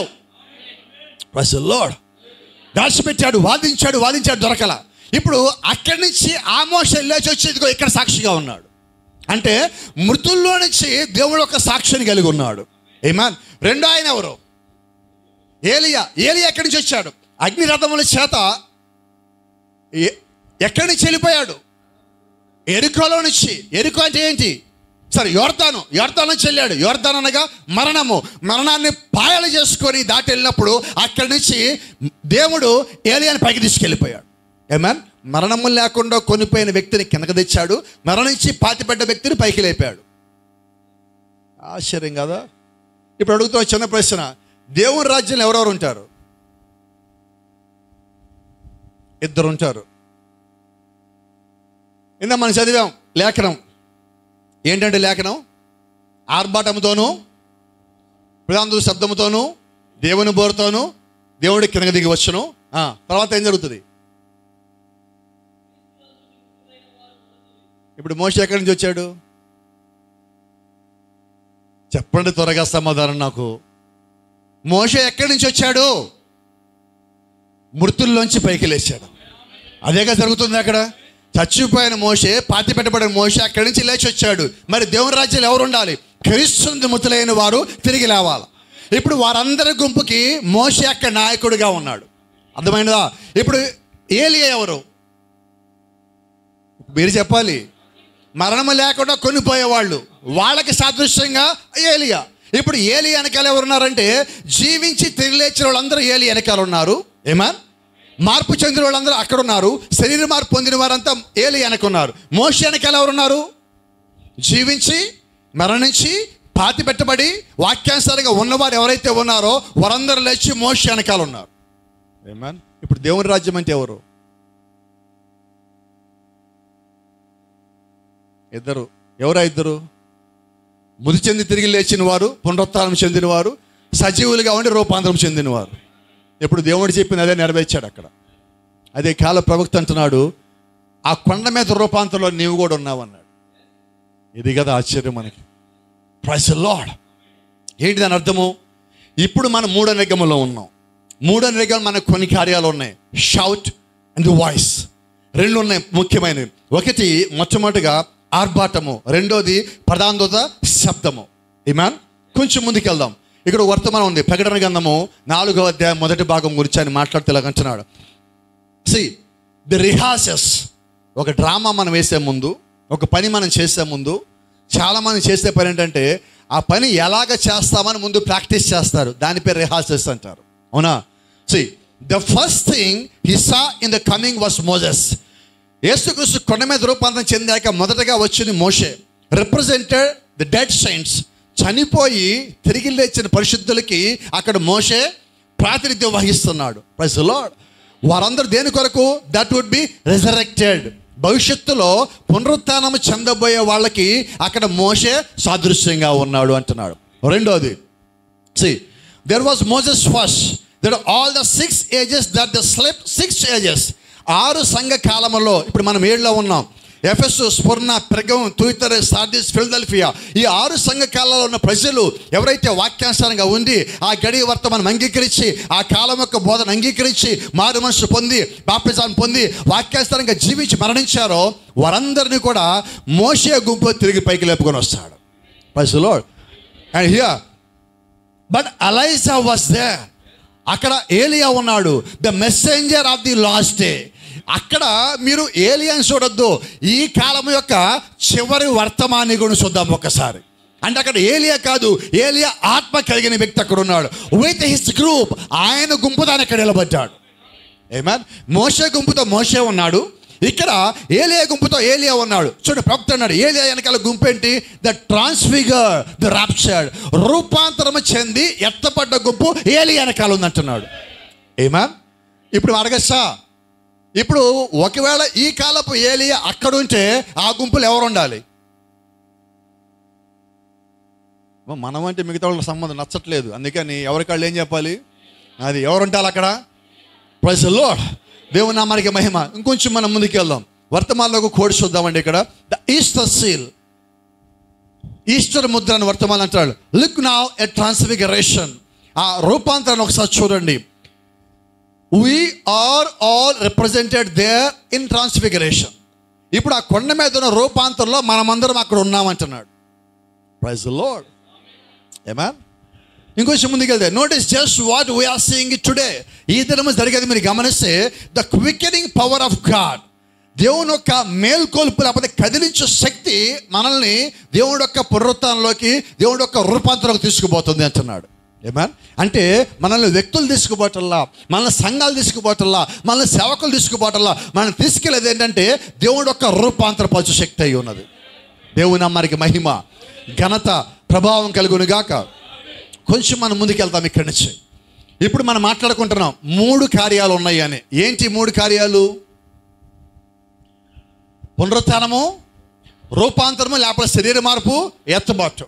ఈ 3 అమెరికములో ఉన్న 3 కార్యాలు ఏంటంటే, 1 పునరుత్థానము, మృతుల పునరుత్థానము. 2 రూపాంతరము, జీవించిన వారి యొక్క శరీర మార్పు. ఈ 2 కలిసే దాన్ని ఎత్తబాటు అంటాం. ఈరోజు మనం ఎదురు చూసేది ఎత్తబాటే. ఆమేన్. అయితే ఈ 3 జరగాలంటే దీనికన్నా ముందు ఇంకో 3 ఉన్నాయి. ఆ 3 దగ్గరికి పోదాం. ఈ 3 ఏమో కార్యాలు, దీనికన్నా ముందు 3 ఉన్నాయేమో దశలు. ఆ 3 దశల దగ్గరికి వెళ్దాం.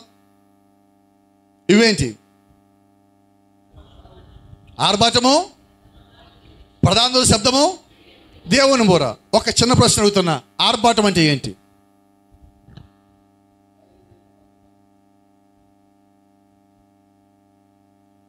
ఈరోజు ప్రతివాడు ఎత్తబాటు అన్నాడు, ప్రతివాడు వర్తమానం అన్నాడు, ప్రతివాడు ప్రత్యక్షత అన్నాడు, ప్రతివాడు పరిశుద్ధాత్మ అన్నాడు, ప్రతివాడు రాకడ అంటున్నాడు. ఆర్భాటం అంటే ఎవడు చెప్పటల్లా. మరి ఎత్తబాటులో 3 కార్యాలు ఉండాలి కదా.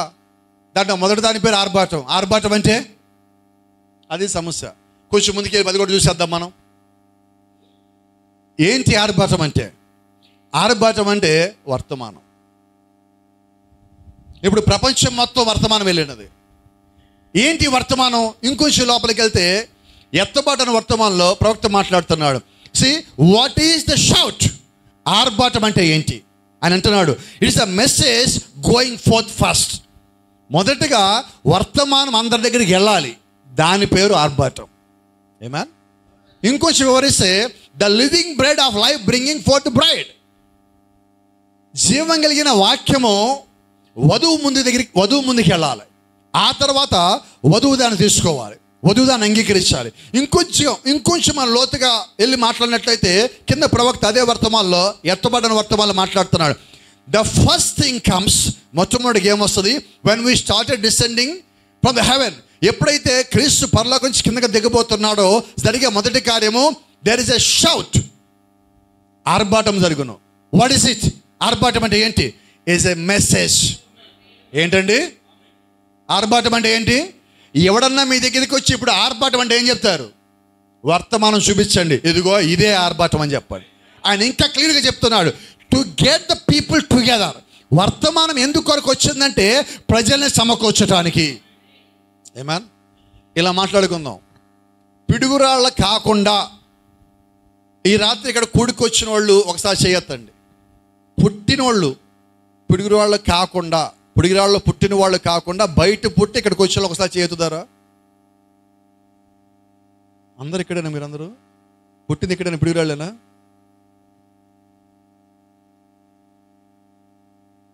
ఎవరు చదువులు తేలేదు, ఇంటి దగ్గర పెట్టి వచ్చారా? అది నేను చెప్పేది అర్థం కావట్లేదా? ఎందుకని ఈ మాట అంటున్నానంటే, ఎక్కడెక్కడో పుట్టిన మనల్ని ఈ రాత్రి వర్తమానం తెచ్చి ఇక్కడ కూర్చోబెట్టింది. ఏంటది? వర్తమానం అంటే ఏంటి?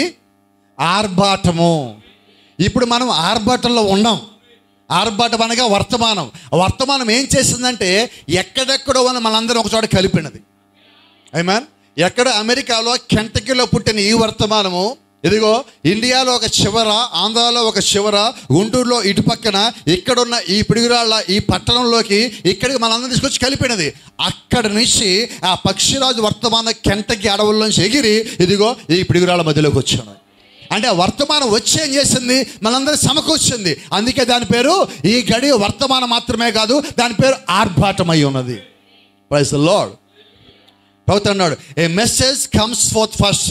ఆయన రాకడ కన్నా ముందుగా జరిగేది వర్తమానము అనగా ఆర్భాటము. ఆర్భాటం అంటే ఏంటో తెలుసా? ఆయన రానయ్యి ఉన్నాడని చెప్పటం. ఆమేన్. అంటే ఏంటి ఇప్పుడు వర్తమానం అంది? ఇందాక ఇది కూడా చదివించాలి మీకు అర్థమవుతుంది. మీరు నాకన్నా చాలా సీనియర్స్ కాబట్టి త్వరగా అర్థమవుతుంది అనుకుంటున్నా. ఇదే వర్తమానంలో రాప్చర్ అన్న వర్తమానంలో అంటున్నాడు, నౌ ల్యాంప్ ట్రిమ్మింగ్ టైం. ఏం టైం అండి? ఏం ట్రిమ్మింగ్ టైం అంటే? దివిటీలు సరి చేసుకునే సమయం. ఈ సమయం దగ్గర అందరూ పల్లెరిగింతలు వేస్తున్నారు. పల్లెరిగింతలు అంటారు, ఏమంటారు ఈ ఊళ్ళో? పల్టీలు. ఏమంటారు సార్? పల్టీలు అని ఇక్కడ కూడా మంచిదమ్మా. ఇది అర్థం కాక వాళ్ళు పిల్లి మొక్కలు పల్టీలు వేస్తున్నారు. ఇది అర్థమైతే మొత్తం అర్థమవుతుంది. వాళ్ళేమో ఇది చదువుతున్నారు, వాళ్ళకి ఇది అర్థం కావట్లా. దేవుడు బయలుపరిస్తే అర్థం కావాలి, లేకపోతే నాకు అర్థం కాదు, దేవుడికి అర్థం కాదు. అంతేనా? దేవుడు సహాయం చేస్తే, ఆయన కృప ఇస్తే మనకు అర్థమవుతుంది. గర్వపడితే ఏది మనకు అర్థం కాదు, లోపడితే అన్నీ అర్థమవుతాయి. చూడండి, యేసుక్రీస్తు ఒక గొప్ప సంగతి ఉంది. ఆయన్ని సందేహించాలి, నువ్వు ప్రశ్న అడిగితే నీకు సమాధానం చెప్పడు. నువ్వు లోపడితే నువ్వు అడగకుండానే వచ్చి ఆయన బయలుపరుచుకుంటాడు. ఇది దేవుడి దగ్గర గొప్ప సంగతి. ఒకసారి ఆయన దగ్గరికి వచ్చారు శాస్త్రులు, పరిశీలనలు వచ్చి ప్రశ్నలు అడిగారు. ఈయన కూడా తిరిగి వాళ్ళకి ప్రశ్న అడిగారు. సమాధానం తెలుసు, వాళ్ళకి చెప్పలా.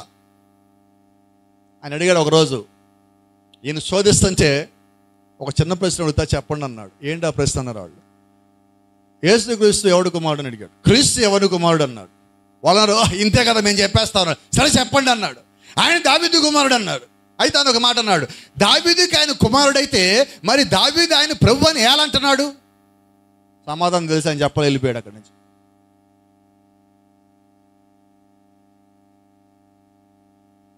పిలాతు అడిగాడు, నువ్వే యూదుల రాజువి? నువ్వు అన్నట్టే సమాధానం తెలిసి చెప్పలా. కైపాకి సమాధానం చెప్పలా. గుడ్డివాడు సిలేమ కొనేట్లో మునిగి కళ్ళు తెచ్చుకున్నాక వాడి దగ్గరికి వాడు వెలివేస్తాడని యేసు విని వాడిని కనుగొని వాడి దగ్గరికి పోయి, నీకు దేవుడి కుమారుడు ఎవడో తెలుసా అన్నాడు. అయ్యా నాకెట్ట తెలుస్తుంది అయ్యా అన్నాడు. ఆయన ఎవడో కాదు నేనే అని చెప్పాడు. పిలాతు చెప్పాడా? కైపాకి చెప్పాడా? సద్దూకులకు చెప్పాడా? పరిశీలకు చెప్పాడా? శాస్త్రులు చెప్పాడా? ఎవడికి చెప్పలా. వాళ్ళు లోపడరు. ఎవరి దగ్గరికి పోయి చెప్పాడు? వెలివేయబడ్డోడికి, క్రీస్తుని బట్టి వెలివేయబడ్డోడి దగ్గరికి పోయి ఆయనే బయలుపరుచుకుంటున్నాడు. మరి ఈరోజు మనము కూడా అలాగ లోబడితే, క్రీస్తు నిమిత్తం వెలివేయబడితే దేవుడికి సత్యంగా మనకు తెలియజేస్తాడు. ఈ వర్తమానం గుర్తుపెట్టుకోండి, ఈ కోడ్ గుర్తుపెట్టుకోండి వీలైతే. అయ్యయ్య గారు, పెద్దయ్య గారు గుర్తుపెట్టుకోండి సార్. ఇక్కడ ఏంటంటే ల్యాంప్ ట్రిమ్మింగ్ టైం. ముందు ఒక పదం ఉన్నది. ఏంటిది? నవ్వు అంటే అర్థం ఏంటి? ఇప్పుడు. ఎప్పుడు?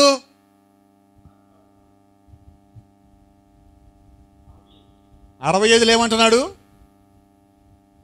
ఇప్పుడు ఆ ల్యాంప్ ట్రిమ్మింగ్ టైం అన్నాడు. అంటే దివిటీలు సరి చేసే సమయం ఇదే అన్నాడు. దివిటీలు సరి చేసుకున్న తర్వాత పెళ్లి కుమారుడు రావాలి. అర్థమైందా మాట? ఎందుకు ఎంతసేపు చెప్పింది మీకు? ఇప్పుడు ఎప్పుడు రావాలి పెళ్లి కొడుకు? ముందు వచ్చాడా తర్వాత వచ్చాడా? అయితే ముందు ఒకటి వచ్చింది, ఇదిగో పెళ్లి కుమారుడు రానై ఉన్నాడు. ఇప్పుడు లేచి రెడీ అవుతున్నారు. దాన్ని ట్రిమ్మింగ్ టైం అంటాం. ఇప్పుడు మనం ఏ టైంలో ఉన్నాం? ఎవడన్నా బుద్ధి లేనోడు, అజ్ఞాని ఎవడన్నా కానీ వచ్చి ఎత్తబడ్డాము, రాకడ అయిపోయింది వాడు చెప్పండి, అయ్యా ఇదిగో 65లో ప్రవక్త అంటున్నాడు, ఇదిగో ఇప్పుడు మనము దివిటీలు సరి చేసుకునే సమయంలో ఉన్నాము అని. వాళ్ళకి అర్థం కాలే, మీకు అర్థం కాల. అక్కడ ఇంగ్లీష్లో ఒక పదం ఉన్నది, జాగ్రత్తగా చూద్దాం ఒకసారి దయచేసి. మత్తయి సువార్త 25 కదా అది. తీయండి సార్, కొంచెం త్వరగా తీయండి. అక్కడ ఇదిగో పెళ్లి కుమారుడు రానయ్య ఉన్నాడు అన్న మాట చదివిస్తాను సార్ ఒకసారి నా కోసం. మత్తయి సువార్త 25 6వ వచనం. జాగ్రత్త చదవండి. అర్ధరాత్రి వేళ ఇదిగో పెళ్లి కుమారుడు అతనిని ఎదుర్కొని రండి అని కేక వినబడెను. ఎవరి దగ్గరన్నా ఇంగ్లీష్ బైబిల్ ఉందా? మొబైల్ ఉంటాయిగా, పొరపాటున ఎవరన్నా ఒక్కడ దగ్గర ఉండొచ్చేమో, పొరపాటున ఉంటుంది కదా బైబిల్ మొబైల్లో. అలా ఉంటే ఎవడన్నా తెరవండి. యూట్యూబ్, వాట్సాప్, ట్విట్టరు, ఇన్స్టాగ్రాము అలాంటివి కాకుండా ఎవరికన్నా పొరపాటున ఎవరి దగ్గర అన్నా కానీ మొబైల్లో బైబిల్ యాప్ కానీ ఇన్స్టాల్ చేసి ఒకసారి తెరవండి. చూసారు ఎంతమంది తెరిచారు? తెరవరు ఎవరు?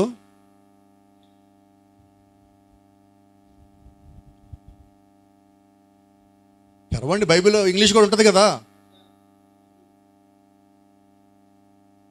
నా దగ్గర నేను చదువుతాను, మీ దగ్గర చదివితే బాగుంటుంది కదా అని. అది సమస్య. మత్తయి 25:6. ఏషియా గారికి ఇంగ్లీష్ వచ్చి కదండి, చదవండి. తెరిచారు కదా, చదవండి. అక్కడ పైన ఇంగ్లీష్ పెడితే వస్తుంది, ఏముంది దానికి?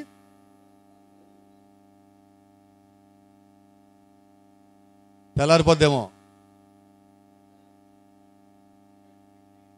And at midnight there was a cry made, behold, the bridegroom cometh, go ye out to meet him. అక్కడ ఏముంటుందంటే ఇంగ్లీష్లో ఎందుకని చదివించానంటే ద బ్రైడ్ గ్రూమ్ కమెత్ అని ఉంటుంది. కమెత్ ఏంటి? కమెత్ అంటే రానయ్య ఉన్నాడు అని అర్థం. అదే సంగతి. ఏమున్నది? మీరు కూడా ఆ కమెత్ అన్న పదాన్ని గూగుల్లో కొట్టి కమెత్కి తెలుగు అర్థం ఏంటని కొడితే మీరు గూగుల్ మీకు చెప్తుంది. ఏం చెప్తుందంటే తెలుసా? రానయ్య ఉన్నాడు, వస్తాడు, రాబోతున్నాడు అని. మరి వీళ్ళేది వచ్చాడంటారు. మరి వస్తే డ్యూటీలు ఎప్పుడు రెడీ చేసుకోవాలి? ఆర్భాటం అంటే ఏంటి? ముందుగా చెప్పేది, ముందుగా తెలియజేసేది. వర్తమానం వచ్చి ఏం చెప్తుందంటే ఆయన రానయ్య ఉన్నాడు, రెడీ అవ్వండి అని. ఇప్పుడు వీళ్ళందరూ ఏం చేశారు? 10 మంది కనుక ఏం చేశారు? మదన చెప్పండి పోనీ, అది కూడా చెప్పరా? 10 మంది కనుక ఏం చేశారు? ముందు నిద్ర లేచారు, ఆ తర్వాత వాళ్ళున్న కాలం ఏంటో తెలుసుకున్నారు, ఆ కేక విన్నాక నిద్ర లేచారు, ఆ తర్వాత రెడీ అయ్యారు. ఇప్పుడు దివిటీలు రెడీ చేస్తారు. దివిటీ రెడీ చేయటం అంటే అర్థం ఏంటో తెలుసా? అక్కడ ఒక మాట ఉన్నది, గమనించండి. Some of them found they didn't have any oil in there lamp. ఆ 10 మందిలో 5గురు ఒక సంగతి కనుక్కున్నారు. వారి దగ్గర నూనె లేదు. నూనె అనగా పరిశుద్ధాత్మ. ఇప్పుడు 10 మందిలో 5గురికి ఏమీ లేదు, పరిశుద్ధాత్మ లేదు. 5గురు ఏం కలిగి ఉన్నారు? పరిశుద్ధాత్మ కలిగి ఉన్నారు. ఇప్పుడు పరిశుద్ధాత్మ కలిగిన వాళ్ళు చేయాల్సిన పని ఏంటి? రెడీ అవ్వాలి. అది ఏ కాలము? దివిటీలు సరిచేయబడు కాలము. ఇప్పుడు ఈ డ్యూటీని సరిచేయబడే కాలంలో వీళ్ళు ఏం చేయాలంటే మొదటిగా చేంజ్ యువర్ సెల్ఫ్. నువ్వు మారవలసి ఉన్నావు, నీ అంతటగా నీవు. మొదటిది. రెండోది టాక్ టు గాడ్. మీరు దేవుడితో మాట్లాడండి. Trim your old life. నీ పాత మసిబొగ్గు లాంటి చెత్త వ్యర్థమైన ఆ జీవితాన్ని కత్తిరించు. అది దివిటీలు సరి చేసుకోవటం అంటే. ప్రవక్త అంటున్నాడు, ఆ పాత ఒత్తి నల్లకైపోయింది అన్నాడు. ఆ పాత ఒత్తి ఏదో కాదు, నీ సాక్ష్యం అన్నాడు, నీ జీవితం అన్నాడు. ఇప్పుడు ఏం చేయాలా? దివిటీ రెడీ చేయటం అంటే ఆ ఒత్తిలో ఉన్న నలుపుని మొత్తము కత్తిరించి పక్కన పడేయాల, మళ్ళీ తాజాగా కనబడాలి. దానికంటున్నాడు ట్రిమ్ యువర్ క్యారెక్టర్. నీ స్వభావంలో వ్యర్థమైన దాన్ని, నల్లటి దాన్ని, చీకటి దాన్ని, వ్యర్థమైన దాన్ని, లోక సంబంధించిన దాన్ని కత్తిరించి పక్కన పడే. ఇది ఆ కాలమే. అందుకని ప్రవక్త అంటాడు, character is not a gift, it's a victory. ఇక్కడ క్యారెక్టర్ అనేది దేవునికి ఇచ్చిన బహుమానం కాదు, అది నీ యొక్క విజయమై ఉన్నది. నేను కష్టపడాలి, నేను ప్రయాసపడాలి, నేను భారం కలగాలి, నేను ప్రార్థన చేయాలి, నేను త్యాగం చేయాలి, నేను నా స్వభావాన్ని సంపాదించుకోవాలి. Praise the Lord. ఇంకా fell in love with God. ఈ ట్రిమ్మింగ్ టైంలో, ఈ యొక్క దివిటీ సరిచేసే సమయంలో జరగాల్సిన మొదటి కార్యం ఏంటో తెలుసా? ఈ కాల ప్రవక్త అంటున్నాడు, గొప్ప గొప్ప వాళ్ళకి, జ్ఞానులకి బైబిల్ అర్థం కావట్లేదు అన్నాడు. ఎందుకు అర్థం కావట్లేదు తెలుసా? వాళ్ళ జ్ఞానంతో చదువుతున్నారు, అందుకని బైబిల్ అర్థం కావట్లేదు అన్నాడు. ఈ రోజు వర్తమానం కూడా ఏం చేస్తున్నారు? జ్ఞానంతో చదువుతున్నారు, జ్ఞానం సంపాదించుకోవడానికి చదువుతున్నారు, బోధించడానికి చదువుతున్నాం. దీనివల్ల బైబిల్ అర్థం కావట్లా, వర్తమానం అర్థం కావట్లా. ఎందుకు అర్థం కావట్లా? ప్రవక్త అంటున్నాడు, నువ్వు దేవుని యొక్క వాక్యం అర్థం కావాలి అంటే నువ్వు దేవునితో ప్రేమలో పడాలి అన్నాడు. హల్లెలూయా, ఆమేన్. Fall in love with God. దేవుడితో నువ్వు ప్రేమలో పడ్డప్పుడు అప్పుడు నీకు అర్థమవుతుంది. చూడండి, కొత్తగా పెళ్ళైన తర్వాత అమ్మాయి అబ్బాయికి ఇద్దరు ఒకరు అర్థం కాదు. వాళ్ళు ఇప్పుడు ఏ పుస్తకాలు చదవరు, వర్తమాన కోట్లు వాళ్ళ ప్రేమను తేలేవు, అర్థమయ్యేలాగా చేయలేవు. ఇప్పుడు వాళ్ళు ఒకళ్ళొకరు అర్థం చేసుకోవాలి. ఏం చేయాలి? వినపడలా? కొత్తగా పెళ్ళిన వాళ్ళు ఏం చేయాలి? ప్రేమలో పడాలి ఒకళ్ళతో ఒకళ్ళు. ముందు ఒకళ్ళొకళ్ళు అర్థం చేసుకునే సమయాన్ని ఇవ్వాలి. అలా ఇవ్వకపోతేనే కుటుంబాల్లో గొడవలు వస్తే విడాకులు తగ్గిపోతాయి. ప్రేమించుకుంటే గొడవలు ఎందుకంటే ఈ విడాకులు ఎందుకు వస్తాయి? ఈరోజు కూడా అంత ఇన్ని రకాల బోధలు ఎందుకు వచ్చినాయి? దేవుడితో ప్రేమలో పడక. అదే సమస్య. Follow the word of God అని ఇంకో మాట అంటున్నాడు. Follow the word of God. నువ్వు ఈ మనుషుల్ని కాకుండా వాక్యాన్ని వెంబడించు. ఆమేన్. Have the spirit of God. దేవుడు యొక్క ఆత్మని కలిగి ఉండు. ఇప్పుడు మనం ఉన్న ఈ కాలంలో ఇవన్నీ మనకు కావాల్సి ఉన్నాయి. Be know that you are a bride. నువ్వు వధువని నువ్వు జ్ఞాపకం చేసుకో, గుర్తుంచుకో. Praise the Lord. Be filled by the spirit of God. దేవుడు యొక్క ఆత్మశాత నింపబడు. దేవుని యొక్క ప్రేమ నీ లోపల కనబడాలా. ఆమేన్. Love the word of God. దేవుడు యొక్క వాక్యాన్ని ప్రేమించు. Live for God. దేవుడి కొరకు జీవించు. Be like a bride. వధువులాగా అన్ని కాలంలో ఉండు. అప్పుడు చివరికి యాకేంటి? Behold the bridegroom cometh. ఇవన్నీ దేని కొరకు? ఇదిగో పెళ్లి కుమారుడు రానై ఉన్నాడు. ఆమేన్. కాబట్టి ఆర్భాటం వచ్చింది దేనికి? దివిటీలు సరి చేసుకోవడానికి. ఇక్కడ మనం చదివాం కదా నాకు లేఖనం. ఒకసారి మళ్ళీ అక్కడికి వెళ్దాం. మత్తయి సువార్త 25వ అధ్యాయం 6వ వచనం.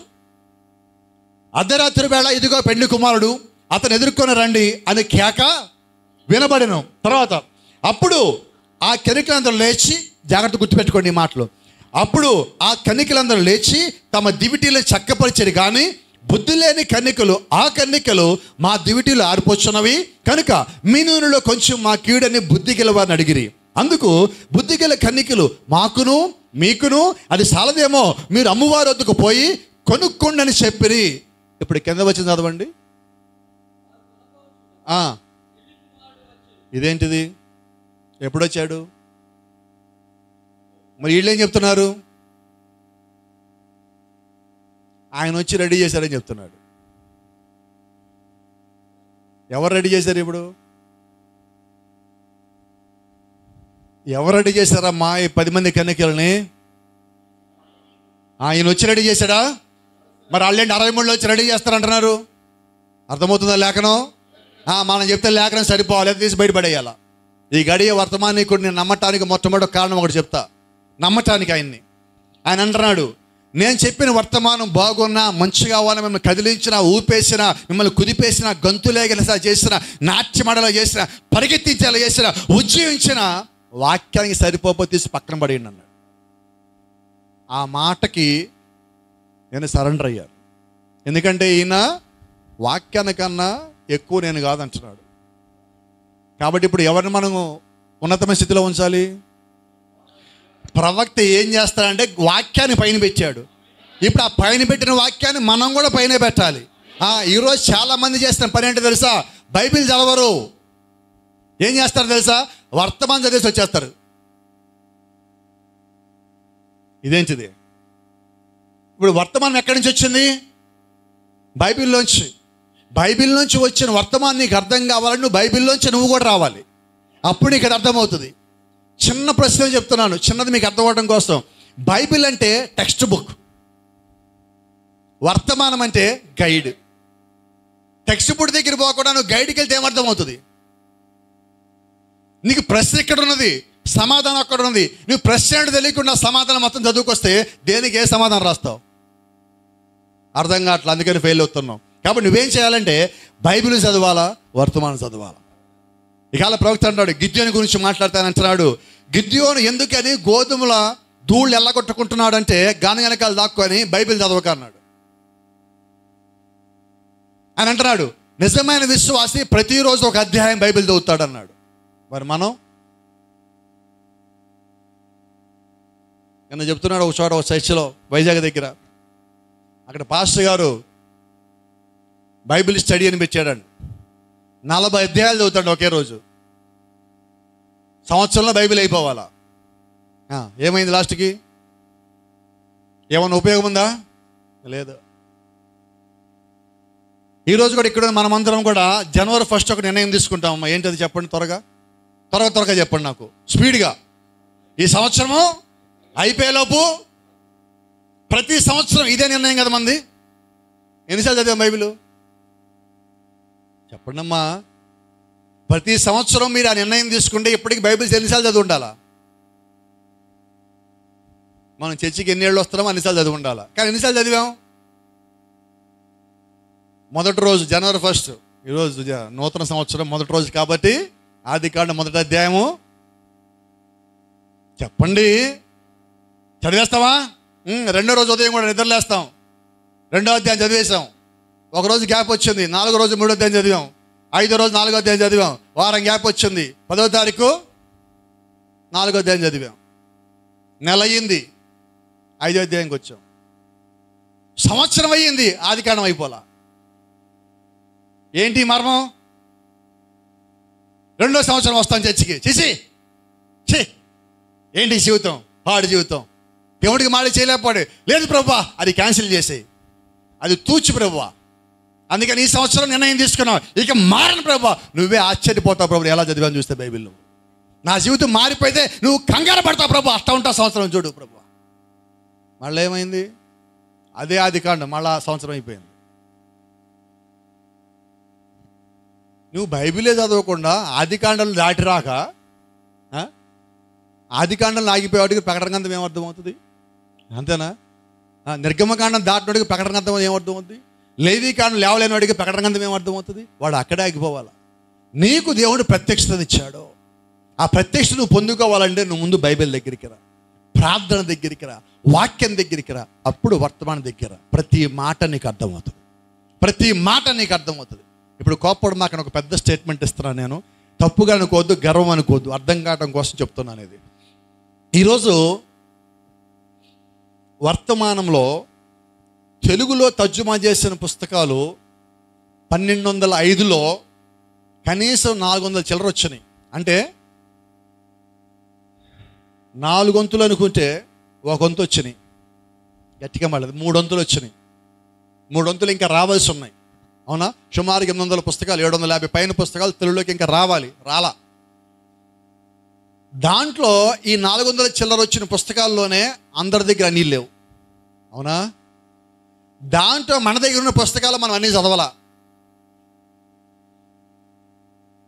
సరే, చదివిన పుస్తకాలు లెక్కేద్దాం. మన పుస్తకాన్ని ఏ పేజీలో చదువుతాం? మొదటి పేజీలో చదవం, 2లో చదవం, 3, 4, 5, 6, 7, 8వ పేజీ దగ్గరికి వస్తాం. ఎక్కడ ప్రవక్త బైబిల్ తెరిచి వాక్యం చదివించాడో అక్కడి నుంచి చదువుతారు. మీ గురించి నాకు తెలియదు, మామూలు తెలియగలలో మీరు. ఎక్కడి నుంచి చదివారు?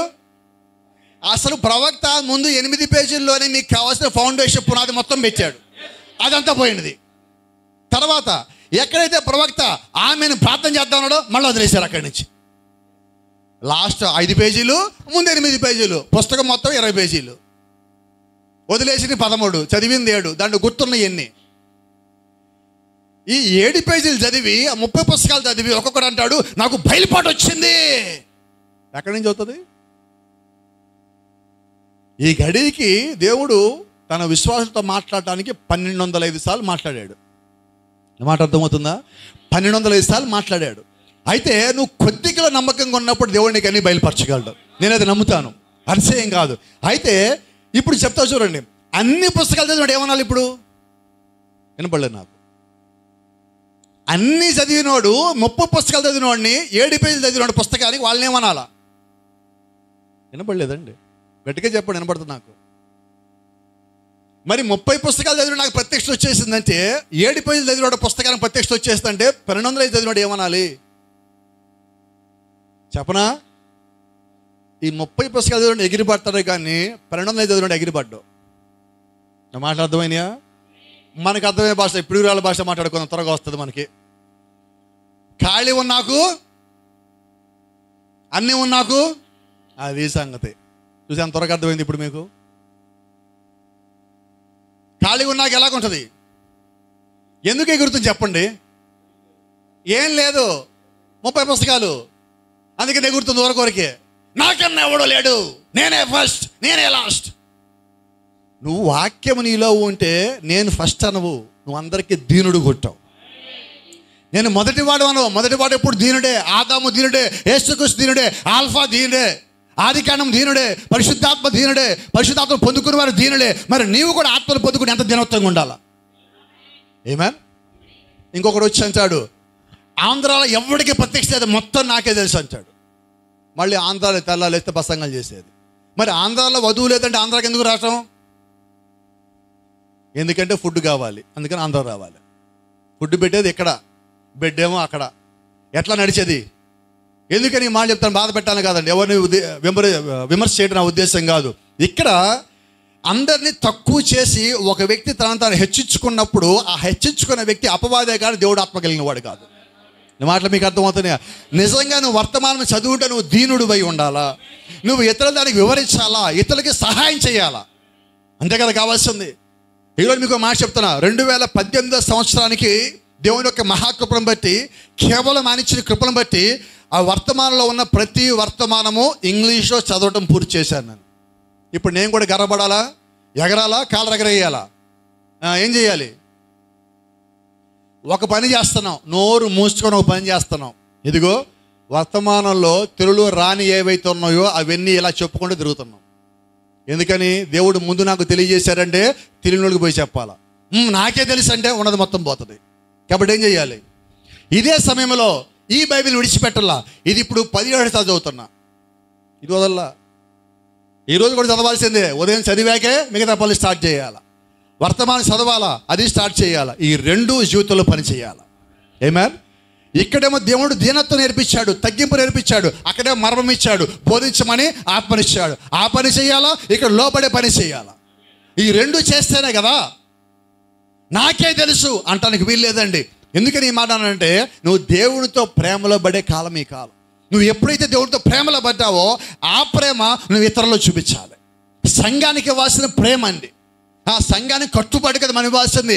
సంఘానికి ప్రేమ ఇవ్వాలి, సంఘానికి వాక్యం ఇవ్వాలి, సంఘాన్ని దేవుడి దగ్గరికి తీసుకురావాలి, సంఘంలోకి పరిశుద్ధాత్మను తీసుకురావాల్సి ఉన్నాం.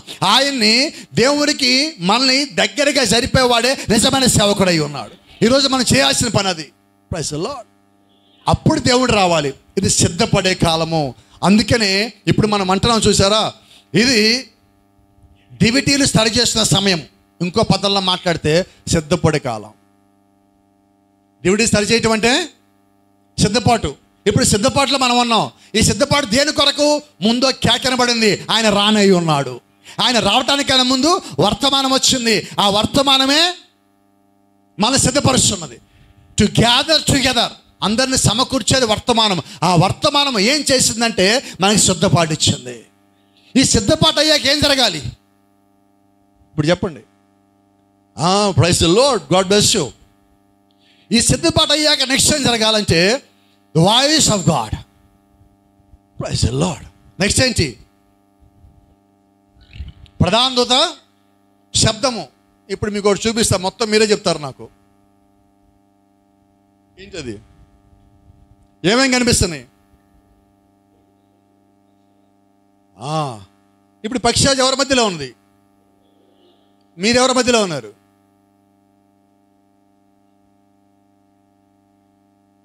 కానీ మీరు గమనించారా, అవన్నీ ఎలాగుండి ఇది ఎలాగున్నది? మీకు చిన్న మర్మం చెప్తాను ఇక్కడ. దీని వయసు ఒకటే. అది ఎలాగుంది, ఇది ఎలాగుంది? తేడా ఉందా లేదా? కొంచెం ముందుకు వెళ్ళిపోదాం. ఇప్పుడు జాగ్రత్త చూడండి. తల్లి కోడి అంటుంది, అక్కడ ఒక పెంట కుప్ప దగ్గరికి పోయింది. తల్లి కోడి కాళ్ళతో కెలికింది, గందరగోళం చేసింది, మురుగులోంచి ఏదో వచ్చింది. పిల్లలు మొత్తాన్ని, ఫ్యామిలీని మొత్తాన్ని పిలిచింది. తినండి, మంచి భోజనం, రండి, ఇదే బిర్యానీ అన్నది. ఇప్పుడు మీరు జాగ్రత్తగా చూస్తే అక్కడ అదేం చేస్తున్నది, ఇక్కడ ఇదేం చేస్తుంది? చాలా బాగుందని చెప్తుంది, తింటుంది. ఇక్కడ ఈ తల్లి ఏం చేస్తుందంటే దీన్ని తినమ, దీని ముఖం చూస్తే ఎట్టుందో ఇప్పుడు నేను తినలేదు, వాసన వస్తుంది అంటుంది. ఇది వాళ్ళ మమ్మీ అంటుంది, ఇదిగో చూడు మీ అన్నం చూడు తింటలేదా అంటుంది. ఈయన అడిగింది ఎలా ఉందంటే సూపర్గా ఉంది అంటున్నాడు. అవునా కాదా? కానీ ఇది అంటుంది నాకు నచ్చలేదు అంటుంది. నా ఫుడ్ ఇది కాదంటుంది, నాకు వేడి వేడిగా ఉండాలి, నాకు తాజాగా ఉండాలి, నేను చచ్చిని తినేవాడిని కాదు, నాకెందుకో చంపుకోవాలి తినాలనిపిస్తున్నది. అయ్యమా వాళ్ళ అమ్మంటుంది, ఏ పుట్టక నీ పుట్టావు, నువ్వు కోడి పుట్టకని. ఇది మనల్ని చంపుకొని తింటారు కానీ మనం చంపే బ్యాచ్ కాదు మనది, మనది కోడి బ్యాచే. అదంటుంది నువ్వు కోడి బయట ఉండొచ్చు మామే, జాగ్రత్తగా నా గొంతు వేరేలాగా ఉన్నది, నీ గొంతు వేరేలాగా ఉంది, నువ్వేమో కో కో కో కో కో కో కో కో అంటున్నావు. నాకు ఆ వాయిస్ రావట్లా, ప్రాక్టీస్ చేస్తే మిమిక్రీ చేద్దామన్నా కూడా. కాబట్టి నా ఆహారమే నేను తినలేను. ఇది జరుగుతూ ఉండగా మీకు తెలిసి స్టోరీ మీకు షార్ట్ చేసి చెప్తా ఉన్నా. ఇంతకీ ఈ పక్షిరాజు కోడి దగ్గరికి ఎలా కూర్చోదో మీకు తెలుసా? ఒక రైతు దారిలోంచి వస్తా ఉంటే ఆ పైన ఎక్కడో గూట్లోంచి జారి దొరలకుండా ఒక పక్షిరాజు గుడ్డు వచ్చి ఆయన పాదాల దగ్గర పడితే ఆయన అదే గుడ్లాగుందే, మా ఇంట్లో కోడి దగ్గర పెడదాం పొదుగుదు కదా అని చెప్పి దీన్ని తీసుకెళ్ళి అక్కడ పెడితే అది పొదిగినది, పిల్ల అయినది. ఇప్పుడు ఈ తల్లి అంటది, నువ్వు నా దగ్గర పెరిగావు, నేను నిన్ను కన్నా, నేను నిన్ను పెంచా, నువ్వు నా పిల్లవే అంటది. అయితే ఈ గుడ్డు పోయిన తర్వాత ఈ తల్లి పక్షిరాజు మాత్రం గుడ్డు కోసం ఎదుగుతూ ఉన్నది. అది రోజులు లెక్క పెట్టుకుంటున్నది. ఇన్ని రోజులైనది, ఒకవేళ ఆ గుడ్డు పడిపోతే పగలాలా, అది పగల్లా, పడిపోయేది కనబడలా, అంటే ఎక్కడికో పోయినది, ఏదో పొదిగినది, మొత్తానికి పిల్లయి ఉంటుంది. ఇప్పుడు అది ఎదుగుంటుంది. ఇప్పుడు పోయి నేను కేక పెడితే నా కేక తింటుంది, పైకి వచ్చేస్తుంది. ఏమా అది ఆశ్చర్యం. అంటే ప్రవక్త ఒక మాట అన్నాడు, ఒకసారి ఒక పక్షిరాశికి ఒక జూలో పెట్టి, ఒక బాక్స్లో పెట్టి దాన్ని ఇంచుమించుగా 15 ఏళ్ళలో 20 ఏళ్ళలో లోపల పెట్టారు, తాడు కట్టేసి. రోజు అక్కడ దాకా ఎగిరేది పడిపోయేది. కొద్ది కాలానికి అది ఎగటం మానేసింది. కొద్దిమంది వచ్చి ఆ బాక్స్ని తీసేసి, కాలుకొన్న తాడుని తీసేసి దాన్ని వదిలిపెడితే అది ఎగరటల్లా, దాన్ని పైకేస్తే కింద పడిపోతున్నది. 15 ఏళ్ళు అక్కడే ఉండి ఉండి ఉండి చివరికి అది ఏమైపోయిందంటే నేను ఎగరను, నేను ఎగిరే జాతి కాదనుకుంటుంది. ఇప్పుడు ఈ కోడి పిల్లల మధ్యలో ఉన్న ఈ పక్షిరాజు కూడా నేను కూడా కోడిని అనుకుంటుంది. ఎగురుకుండా తల్లి పక్షిరాజు వస్తున్నది. వస్తా పైనుంచి ఒక కేక పెడుతున్నది. ఆ కేక ఎలా ఉన్నదంటే ఆ కేక శబ్దానికి కింద ఉన్న కోడి రెక్కలు చాచి పిల్లల మొత్తం రండి రండి వచ్చేయండి, అదిగో గద్ద వచ్చింది మనం తీసుకెళ్ళిపోద్ది అంటే ఇది మాత్రం ఇలాగ నుంచొని చూస్తుంది. నేను రాను, ఎందుకు రా, అది వస్తే తీసుకుపోతుంది. ఆశ్చర్యం ఏంటంటే ఆ తల్లి పక్షాలు వచ్చింది కోడి పిల్లల కోసం కాదు. అలాగే ఈరోజు కూడా వర్తమాన సేవకులు వర్తమానం వచ్చింది కోడి పిల్లల కోసం కాదు. పక్షిరాజు పిల్లలు కోడి పిల్ల కింద ఎదుగుతూ ఉన్నాయి, కోళ్ళ ఫారంలో ఎదుగుతూ ఉన్నాయి. వాటిని పిలవటానికి ఈరోజు ఈ కేక వచ్చింది. ఆ కేకే వర్తమానమై ఉన్నది, ఆ కేకే ఆర్భటమై ఉన్నది, ఆ కేకే ప్రధాదూత శబ్దమై ఉన్నది. హల్లెలూయా, ఆమేన్. చూడండి ప్రవక్త అన్నాడు, she screamed to him. ఆ పక్షిరాజు పెద్ద కేక పెట్టింది అని అంటున్నాడు. It was a voice. ఆ పక్షిరాజు పెట్టిన కేక ఒక స్వరం వలె ఉన్నది. ఆ స్వరం విన్నాక పక్షిరాజు కోడి పెట్ట దగ్గరికి వచ్చి అంటుంది, అది నా పిల్లే నాకు ఇచ్చే అంటుంది. కోడి అంటుంది, నేను కన్నా నేను ఎవరు, నా ఫ్యామిలీ అంటుంది. నేను కన్నా నా ఫ్యామిలీ నేనేమను. ఇప్పుడు పక్షిరాజు అంటుంది, అసలు మీ ఇద్దరు ఎప్పుడైనా అద్దంలో చూసుకున్నారా అన్నది.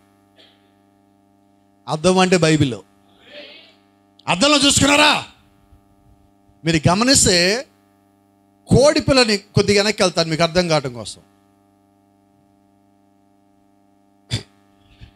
వీడిద్దరు డ్రెస్ చూసారు ఎలాగుందో, అది మోకాళ్ళ పైకి ఉంటుంది,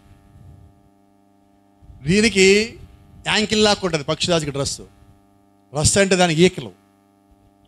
పుట్టుకతోనే దేవుడు అలా పెట్టాడు. నువ్వు చర్చికి వచ్చాక, వర్తమానంలోకి వచ్చాక నీ డ్రెస్సు మార్చడం కాదు, పుట్టుకతో దేవుడు నీకు అలాగ ఇచ్చాడు వస్త్రధారణ. Praise the Lord. దేవుని నామానికి మహిమ కలుగును గాక. ఇప్పుడు ఈ రెండు వాదించుకుంటున్నాయి. ఇది అంటుంది, ఇది నా స్వరము. కావాలంటే చూడు, ఆ పిల్ల కూడా నాలాగే అరుస్తున్నది. అది ఎప్పుడు నీలాగా నీ చేతిలాగా అరవలా. Praise the Lord. ఆమేన్. కొద్దిసేపటికి అది పంపిస్తున్నానది. ఇప్పుడు ఈ పక్షిరాజు దాని దగ్గరికి పోలా, దాన్ని తీసుకెళ్తా, రమ్మల్లా, దానికి తాడుగట్ల పైకి లాగల. అలాగే ఈరోజు కూడా నిజమైన వర్తమాన సంఘంలో ఉన్న విశ్వాసం అయితే నువ్వు సంఘానికి రమ్మని ఇంటింటికి వచ్చి నీకు తాడేసి ఎవడు లాగడం. అలా లాగితే అప్పుడు కానీ వస్తే నువ్వు విశ్వాసం కానే కాదు. ఎందుకంటే ఆ కేకన్నాక నువ్వు ఇంట్లో ఉండలేవు.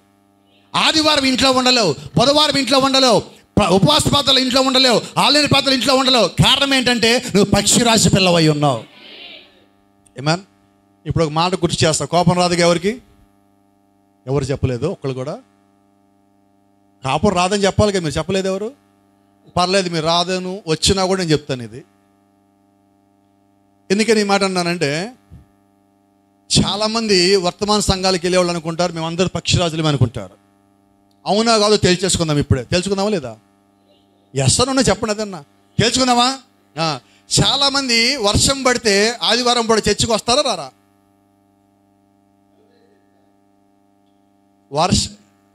వర్షం పడితే కోళ్ళు పోయి దాక్కుంటాయి, గంపల కింద దొరతాయి, సూర్యుల కింద దొరతాయి, అరుగుల కింద దొరతాయి. దానికి వర్షం అంటే భయం, దాక్కుంటుంది.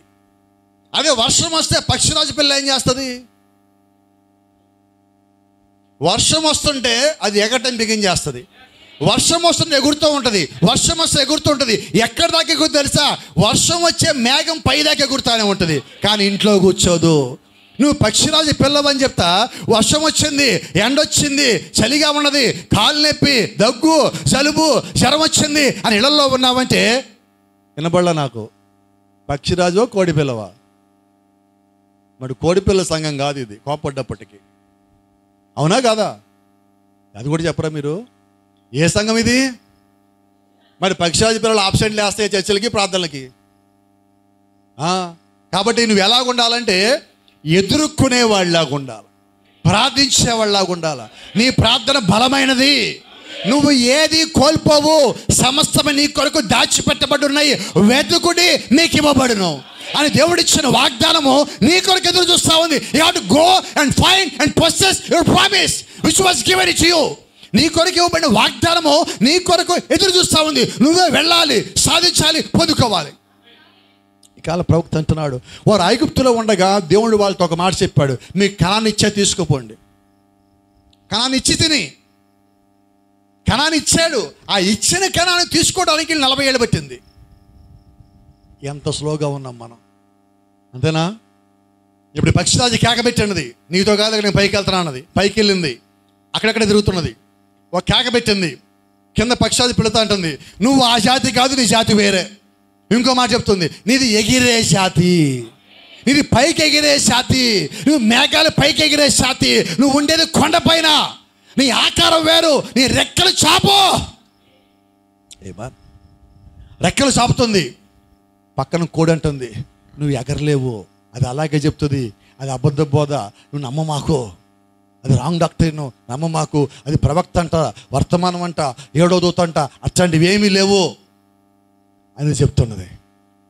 పైనుంచి తల్లి పక్షాలు అంటని, నీ రెక్కలు చాపు, స్ట్రెచ్ యువర్ వింగ్స్, రెక్కలు చాపు.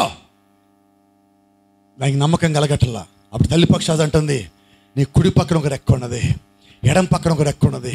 ఆ రెండు నిబంధనలు అయి ఉన్నాయి. ఆ మధ్యలో దేవునికి శక్తిని పెట్టాడు, ఆయన కృపనిచ్చాడు. నువ్వు ఇప్పుడు జాతి కాదు, ఆదాము ఏదైనా తోటలో నీకు ఈకిలని పేరు పెట్టాడు, ఆ జాతి నీది. ఆమేన్.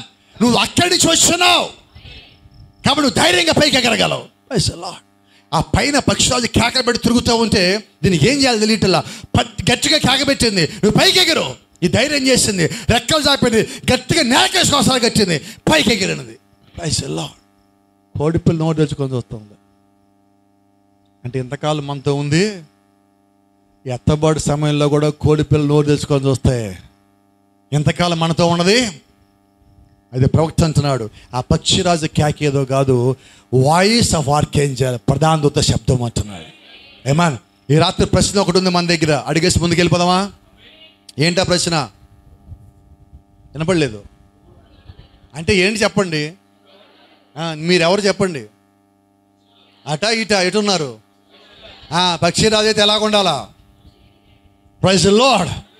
బలంగా ఉండాలా, విశ్వాసంగా ఉండాలా, ప్రార్థనలో ఉండాలా, నమ్మకంగా ఉండాలా, పనిలో ఉండాలా, పరిచయంలో ఉండాలా, దీవించేవాడిగా ఉండాలా, ఆశ్రదించేవాళ్ళ ఉండాలి, సువార్తలో ఉండాలా, ఆత్మలు సంపాదించేవాళ్ళగా ఉండాలి. వాళ్ళు పక్షిరాజులు వచ్చాయి. ఎలాగ ఉండాలి? అన్నిట్లో ముందుండాలి. Praise the Lord. ఇక్కడ ఒక మాట, దానికి ఇంకొక చెప్తా ప్రవక్త రాప్షన్ వర్తమానం అంటున్నాడు, his loud voice awaken the old testament science. సిలువలో ఆయన ఒక కేక పెట్టాడు. సిలువలో పెట్టే చివరి కేక ఏంటి? It is finish. సమాప్తము. సమాప్తం అనగానే ఏం జరిగినది? మృతులు పైకి లేచారు. ఆమేన్. ఆర్భాటం తర్వాత ఏం జరగాలి? ప్రధానదూత శబ్దం రావాలి. ప్రధానదూత శబ్దం రాగానే మృతులు ఏం చేయాలి? పైకి లేవాలా. అంతేనా? ప్రవక్త అన్నాడు అదే voice, just exactly like the loud voice awaken Lazarus. లాజరుని ఎలాగైతే సమాధి నుంచి పైకి లేపాడో అదే స్వరము, the same voice. Praise the Lord. See, awaken, see, the loud voice awakened Lazarus. Amen. ప్రవక్త అంటున్నాడు, లాజరు సమాధి దగ్గరికి 4వ దినమున యేసుక్రీస్తు వచ్చిన తర్వాత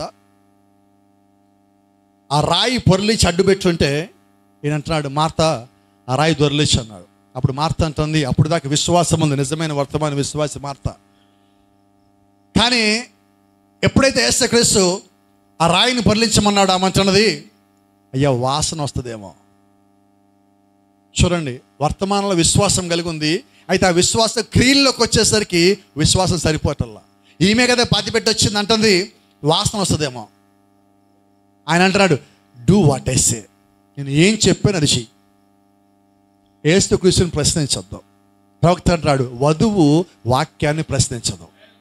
ఆమేన్. నువ్వు విశ్వాసం అయితే ప్రశ్నించొద్దు, వర్తమానాన్ని ప్రశ్నించొద్దు. Praise the Lord. దేవుని నామానికి మహిమ. ఇప్పుడు ఆయన ఎదురుగా ఒక బండ మీద కూర్చొని లాజర్ని బయటికి పిలవాలి. ఎలా పిలిచాడు? లాజర్ బయటికి రండి వచ్చేవాడు కాదు. ప్రవక్త అంటున్నాడు, లాజర్ అనగానే చచ్చిపోయి లోపల తాళ్లతో కట్టేయబడి క్లాత్లో చుట్టబడి లాజరు ఎలాగో లేచి గబగబా వచ్చేలా నుంచున్నాడు. ఎంత ఆశ్చర్యం అంటే, చచ్చిపోయినప్పటికీ కూడా ఆ కేక లాజర్లో ఉన్న ఆత్మ కినబడి లాజర్ని పైకి లేపు తీసుకొచ్చి బయట నుంచోబెట్టింది. ఏంటి? Voice of God and voice of archangel అంటే దేవుని యొక్క ప్రధానదూత యొక్క శబ్దం అంటే ఏంటి తెలుసా? మృతుల యొక్క పునరుత్థానం అవుతుంది. ఆమేన్. కాబట్టి యేసుక్రీస్తు రెండవ రాకడలో జరిగేది మొదటిది ఆర్భాటం అయితే, రెండవది ప్రధానదూత శబ్దము. ఆ శబ్దం ఏం చేస్తుంది? మృతుల్ని పైకి లేపాల. ఈరోజు ఆయన వచ్చాడు అంటే మృతులు లేచి ఉండాల. ఆయన సమాప్తం అన్నాక ఆ స్వరం వినబడి మృతులు పైకి లేచారు. ఆయన పైకి రమ్మని కేక పెట్టగానే లాజరు బయటకు వచ్చున్నాడు. అంటున్నాడు, it's done been spoke to has to happen like that, there is going to be a rapture. అలాగే అదే స్వరము ఈ కాలంలో చివరిలో వచ్చినప్పుడు క్రీస్తు ఆయన ఒక స్వరంతో పిలిచినప్పుడు మృతులు పైకి లేవలసి ఉన్నారు. దాని పేరే ఎత్తబాటు అయి ఉన్నది. ఆ ఎత్తబాటులో ఇది ఒక దశ. మొదటి దశ ఆర్భాటము, రెండవ దశ voice of God or voice of archangel, ప్రధానదూత యొక్క శబ్దం అయి ఉన్నది. దేవుని నామానికి మహిమ ప్రభావం కలుగును గాక. See here, the second is a voice of the resurrection. ఆయన అంటున్నాడు, రెండవది ఏంటంటే వాయిస్ ఆఫ్ ఆర్కేంజెల్ అంటల్లా. ఆయన ఏమంటున్నాడు తెలుసా? మృతుల యొక్క పునరుత్థానము. కిందే ఉంది వర్తమానం పేరు ఏంటది? ప్రత్యక్షత లేదండి ఆడికి. ఏం ప్రత్యక్షత? ఒకసారి ఇలాగే అన్నాడు, మాటకు ముందు మాట వెనకాల ప్రత్యక్షత అన్న. కూర్చోబెట్టా, అబ్బాయి కూర్చో, ఎందుకు ప్రత్యక్షత అంటే ఏంటన్నా? పాస్టర్ గారు నీకు తెలియదా అన్నాడు. సరే నాకు తెలుస్తుంది కాసేపు పక్కన పెడతా, నీకు తెలిసి ప్రత్యక్ష అని చెప్పాను. ప్రత్యక్ష అంటే ప్రత్యక్ష పాస్టర్ గారు అన్నాడు. అబ్బా తెరిపించారా కళ్ళు? మామూలుగానే పెద్ద, నాకు ఇంకా పెద్ద అయ్యారు కళ్ళు. ఏంటది ప్రత్యక్ష అంటే? ఏం మర్మం ఉండదు, 7 ముద్దలు దొరకలే నాకు. ఏంటి ప్రత్యక్ష అంటే? అది సంగతి. వీళ్ళు మళ్ళీ మాట్లాడేవాళ్ళు, యూట్యూబ్లో కామెంట్లు, వాట్సాప్లో కామెంట్లు, వాళ్ళ మీద వీళ్ళ మీద, పాలుగారు అది, పాలుగారు ఇది, పాలుగారు అది. ఏమీ చేయలేవు. పిలిచింది ఆయనైతే నువ్వేం చేస్తావు? అంతేనా? సత్యం కొరకు నిలబడ్డప్పుడు నిందలు నీ మీద పడాలా. మోషే బైబిల్లో అపోస్తలుడైన పౌలు మోషే గురించి మాట్లాడుతున్నాడు. క్రీస్తు కొరకు నింద ఉత్తమమైనదని ఎంచుకొని సమస్త వదిలిపెట్టాడు. ఆయన కొరకు నింద పడితే నాకు ధన్యుడే కదా నేను. Praise the Lord. కాబట్టి జ్ఞాపకం పెట్టుకోండి, ఇష్టం వచ్చిందల్లా బోధించుకుంటూ పోయాడు. అవునా? ఇరాక్ యుద్ధం దిగిన కానీ అదిగో అయిపోయింది. మూడో ప్రపంచ యుద్ధం ఇంకా రాలా. ఇజ్రాయెల్ యుద్ధం అదిగో వచ్చేసింది, ఇంకా రాలా. ఇప్పుడు ఎక్కడున్నావు? సిద్ధపాటు సమయంలో. పెళ్లి కుమారుడు వస్తున్నాడు, రెడీ అవ్వండి. ఇప్పుడు రెడీ అవుతాం. ఎంతకాలం రెడీ అవ్వాలో తెలియదు, కాబట్టి ప్రతిరోజు రెడీగా ఉండటమే. ప్రవక్త అంటారు, జ్ఞాపకం ఉందా? ఈరోజు నేను ఆయన కొరకు ఎదురు చూస్తున్నా, రాకపోతే రేపు వస్తా, రేపు ఎదురు చూస్తా. నేనుంటే రేపు ఆయన కొరకు ఎదురు చూస్తా. రేపు కూడా రాలేదా, నేను కూడా ఎల్లుండి ఉంటే ఎల్లుండి వచ్చి ఆయన కొరకు ఎదురు చూస్తా. నా పని ప్రతిరోజు ఎదురు చూడటమే. ఆయన ఎప్పుడు వస్తాడో అప్పుడు దాకా ఎదురు చూడటమే. కాబట్టి నిద్రించిన పరిశుద్ధులు పైకి లేవాలా, అది రాకడంటే. వర్తమానం వచ్చేసింది, ఆయన రాకడని సూచిస్తుంది, రాబోతాడని తెలియజేస్తుంది. ఇదిగో పెళ్లి కుమారుడు రానై ఉన్నాడు. ఎప్పుడు వచ్చాడు? వీళ్ళు సిద్ధపడి లేచి ఆ కన్యకలు బయటికి పోయి వాళ్ళ దగ్గర ఆయలేదని కనుగొని వాళ్ళు కొంటా ఉంటే అదిగో అప్పుడు ఆయన వచ్చాడన్న బైబిల్. కాబట్టి సమయం చాలా కొద్దిగా, ఎంతకాలమో తెలియదు. కొద్దిమంది అంటారు ఇప్పుడు, అయ్యా 62 ఏళ్ళు అయ్యింది, ఇది కూడా కొద్దికేనా అంటారు కొద్దిమంది. అయితే ఒక మాట చెప్తా. మత్తయి సువార్త 4వ అధ్యాయంలో యేసుక్రీస్తు పరిచర్య ప్రారంభించిన తర్వాత మొదటి ప్రసంగంలో ఏం చెప్పాడు అక్కడ? మత్తయి సువార్త 4వ అధ్యాయంలో యేసుక్రీస్తు ప్రసంగం ఏంటండి?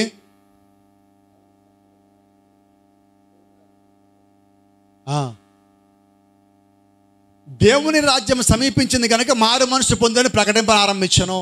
ఎప్పుడు? 2000 సంవత్సరాల క్రితం. ఏం చెప్పాడు ఆయన? దేవుని రాజ్యము సమీపించింది కనుక మారు మనసు పొందండి. అంటే దేవుని దృష్టిలో పెద్దదా చిన్నదా ఇది? కాబట్టి చాలా జాగ్రత్త. ఆయన దృష్టికి మనకి 1000 సంవత్సరాలు, ఆయనకి ఒక్కరోజు. Praise the Lord. కాబట్టి మన సమయం ఎంతో తెలియదు, జాగ్రత్త పట్ట మనం చేయాల్సిన పని. రెండు మాట్లాడుకున్నాం. ఒకటి మెసేజ్, షౌట్ అంటే వర్తమానం అన్నాం. రెండోది దేవుని ప్రధాన దూత యొక్క శబ్దము అంటే మృతుల యొక్క పునరుత్థానం అన్నాడు. ఇప్పుడు మూడో దాని గురించి అని మాట్లాడతా అదే వర్తమానంలో. The third thing is a trumpet. మూడవది ఏంటంటే దేవుని బూర. ఏంటి మూడో బూర? Which always at the feast of trumpets. ఎప్పుడు కూడా ఈ బూర దేన్ని సూచిస్తుందంటే బూరల పండుగను సూచిస్తున్నాడు. ఏమా? So is calling people to the feast. ఆ బూర దేని కొరకు ఉపయోగిస్తారంటే ప్రజలను విందుకు ఆహ్వానించటానికి. ఆమేన్. And that will be the bride supper. ఈ దేవుని బూర మోగిందంటే అది దేని కొరకు తెలుసా? వధువుని విందుకు పిలవటానికి. ఆమేన్. మొదటిది వర్తమానం వచ్చింది వధువుని సిద్ధపరచడానికి. రెండవది మృతుల యొక్క పునరుత్థానము. మూడవది వధువుని ప్రైజ్ ది లార్డ్ విందుకి సిద్ధపరచడానికి, విందుకు పిలవటానికి. దేవుని నామానికి మహిమ కలుగును గాక. గమనించండి, the lamb supper with the bride. ఏ విందు అది? గొర్రెపిల్ల పెండ్లి విందు. ఇప్పుడు ఈ బూర దేనికి? గొర్రెపిల్ల పెండ్లి విందుకు పిలవటానికి. Praise the Lord. మరి ఎంతకాలం మనం ఏమనుకున్నాం? ఆర్భాటం అంటే, ప్రధాన దూర శబ్దం అంటే ఏమనుకున్నాం? దేవుని బూర అంటే ఏమనుకున్నాం? కాబట్టి ఇప్పుడు మీకు అయ్యేంటో తెలిసినాయి. ఎవడన్నా వచ్చి రాకడైందంటే ఏమనాలా అని అడగండి. అసలు ఆర్భాటం అంటే ఏంటి? ప్రధాన దూర శబ్దం అంటే ఏంటి? దేవుని బోర అంటే ఏంటి? ఆ కార్యాలు జరిగినాయా లేదా? ఆయనే కూర్చోబెట్టి అడగండి. అప్పుడు ఏం చెప్పాలి సమాధానం? మళ్ళా మీకు కనబడ్డావు. ఎందుకో చెప్పనా? ఈరోజు ఈ తప్పుడు బోధ బోధించే వాళ్ళు సేవకుని ద్వారా రారు, విశ్వాసులింటికి రహస్యంగా వస్తారు. కాబట్టి ఇప్పుడు విశ్వాసులు ఏం చేయాలి? మీరు బలంగా వాక్యంలో ఉండాలి. మీరు బలంగా ఉంటే వాడు పారిపోతాడు. అవ్వ బలహీనంగా ఉన్నది కాబట్టి అక్కడికి వచ్చాడు. కానీ ఈ కాలపు అవ్వ పరిశుద్ధాత్మతోనూ వాక్యంతోనూ ఉన్నది, ఈమె మోసపోదు. Praise the Lord. కొంచెం ఇప్పుడు ముగింపుకు వద్దాం. గమనించినట్లయితే ఇక్కడ ఒక మెసేజ్ ఉంది. Is your life worthy of the gospel. నీ జీవితము సువార్తకు తగినట్టుగా ఉన్నదని వర్తమానం అంటున్నాడు. The third Exodus is when the same pillar of fire takes the bride from the church. మూడవ నిర్గమము ఎప్పుడు జరుగుతుందంటే, ఎలా జరుగుతుందంటే అగ్ని స్తంభము సంఘంలో నుంచి వధువును తీసుకుని పోతుంది. ఇది మూడో నిర్గమం అంటున్నాడు. ఆమేన్. అవుట్ ఆఫ్ ది న్యాచురల్, భూ సంబంధమైన దాంట్లో నుంచి, అవుట్ ఆఫ్ ది స్పిరిచువల్, బయట లోకల్లోంచి పిలువబడేది వధువు, సంఘము. ఈ సంఘములోంచి బయటికి వెళ్ళేది వధువు. ఆమేన్. అవుట్ ఆఫ్ ది న్యాచురల్, భూ సంబంధమైన నుంచి బయటకు వచ్చింది సంఘమైనది. ఈ సంఘంలోంచి అవుట్ ఆఫ్ ది స్పిరిచువల్, ఆత్మ సంబంధంలోంచి బయటికి. ఇది దేవుడు చేసే పని. అది మూడో నిర్గమం అంటే.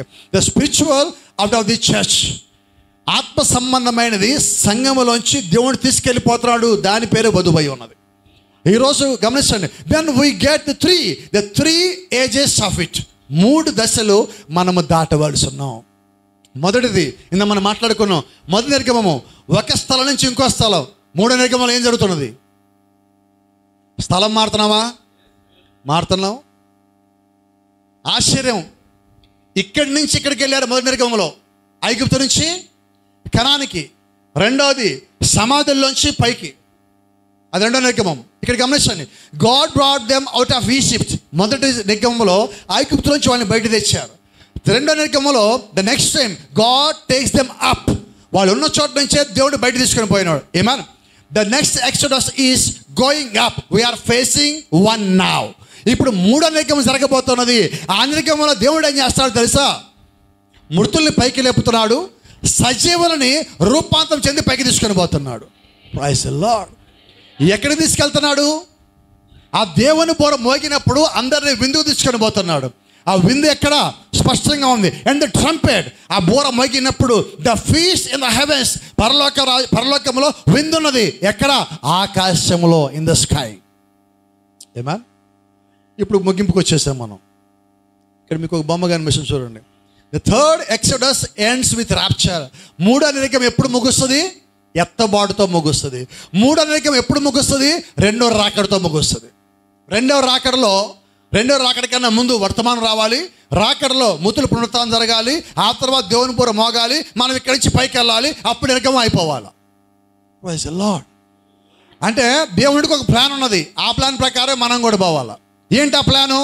పరలోకంలో గుమ్మం తెరవాలి. గుమ్మం దగ్గర ఒక కేక ఉన్నది. గుమ్మములారా మీ తలలు పైకెత్తుకొనుడి, మహిమ గల రాజు ప్రవేశించినట్లు. ఎవరా మహిమ గల రాజు? ప్రభువైన యేసుక్రీస్తు అయి ఉన్నాడు. దేవుని అమ్మానికి మహిమ, ఘనత, ప్రభావం కలుగును గాక. కొద్దిగా జాగ్రత్తగా చూద్దాం. మొదటి నిర్గమంలో ఎవరు వెళ్ళారు? ఎందుకు మూడు నిర్గమాలు పెట్టారంటే ఇక్కడ 2 మార్గాలు ఉన్నాయి. జీవించి పైకి వెళ్ళచ్చు, ముద్రించినా కూడా పైకి వెళ్ళచ్చు. ఎంత సెక్యూరిటీ దేవుడు ఏ కాలం మనకి ఇచ్చాడు. 2 మార్గాలు. వాళ్ళకి అక్కడ ఒకటే మార్గం, వీళ్ళకి ఒకటే మార్గం, మనకి 2 మార్గాలు. ఎంత గొప్ప సార్, ఎంత దేవుడు మనం ప్రేమించాడు సంఘం. ప్రజలు ఇక్కడ మాట ఉన్న చూడండి, ముగింపుకు వచ్చినాం మనం. And we believe that we are near another tonight. ఈ రాత్రి మనము మరొక నిర్గమానికి చేరువలో ఉన్నాము. Praise the Lord. You believe that? మీరు దాన్ని నమ్ముతున్నారా? We are near another exodus. ఈ రాత్రి మనము మరొక నిర్గమానికి చేరువుగా ఉన్నాము. నమ్ముతున్నారా? విధానం చెప్పుంటారు. ఏ నిర్గమం ఏ కార్యం కావచ్చు. Separating, making ready Israel and church అని వర్తమానం చెప్తున్నారు. ఇప్పుడు దేవుడు దాన్ని ఇంకో చోట పిలుస్తున్నాడు, ఇంకో నిర్గమాన్ని పిలుస్తున్నాడు. ఎక్కడి నుంచి? సిద్ధపడి పైకి రమ్మని, సంఘంలోంచి పైకి రమ్మని, రెడీ అయ్యి పైకి రమ్మని ఆయన పిలుపు మనం పిలుస్తా ఉంది. ఎక్కడికంటే 2 రకాలుగా దేవుడు తీసుకోవడానికి మార్గం ఏర్పరిచాడు. ఏంటి మొదటి మార్గము? రూపాంతరం చెంది. ఎలాగా? ఎలా మారుతున్నాం? వృత్తులు యవనస్తులు ఎలా మారిపోతాం చూస్తాం. ఎంతమంది నిజంగా ఇలా మారడం? దాన్ని కూడా చేయట్లేదు. చాలా కష్టమైన భాష చెప్తున్నారు అంట. మనం మారక్కర్లేదు, ఆయన మారుస్తాడు. లోబడితే దేవుడు చేసే కార్యం ఎలా ఉంటుందో మీకు చూపిస్తాం. దీంతో పాటు ఇది జీవించిన వారు రూపాంతరము, శరీర మార్పు, బాడీ చేంజ్ చెంది వాళ్ళెల్లా అటుపక్కన మృతుల పైకి లేవటం. వీరు వారు కలిసి మధ్యాకాశంలో పైకి. దాని పేరు రాప్చర్. రాప్చర్లో మొదట షౌట్, అద్భుతం. రెండవది ప్రధాన శబ్దం. మూడవది దేవుని పూర్ణ. ప్రధాన శబ్దం మోగగానే, ఆ స్వరం వినపడగానే ఇది జరగాలి. ఇది ఎత్తుబాటు. ఈ ఎత్తుబాటు అయిపోయిన తర్వాత అప్పుడు ఈ నిర్గమం ముగించాం. అప్పుడు ఇప్పుడు క్లారిటీ ఉన్నదా? మోసే వర్తమానం కాదు, యోహాను వర్తమానం కాదు, అది అపోస్తలుల వర్తమానం కాదు, అది నా వర్తమానం, నా కొరకు వర్తమానం. నా శరీరాన్ని మార్పు చెందడానికి దేవుడు నాకు ఇచ్చిన ఈ గడియ వర్తమానం అని. కాబట్టి ఈ వర్తమానం శ్రేష్టమైనది. దీన్ని మనం నమ్ముదాం, దీన్ని మనం వెంబడిద్దాం, దీనికి ఒక ప్రయాస కలిగి ఉందాం, దీనికి ఒక భారం కలిగి ఉందాం, దీనికి ఒక సంస్థ మనం వచ్చేద్దాం. ఒక మాట చెప్తా చివరిలో, పర్వాలేదా? God bless you. దేవుని మిమ్మల్ని దీవించును గాక. షాలోమ్.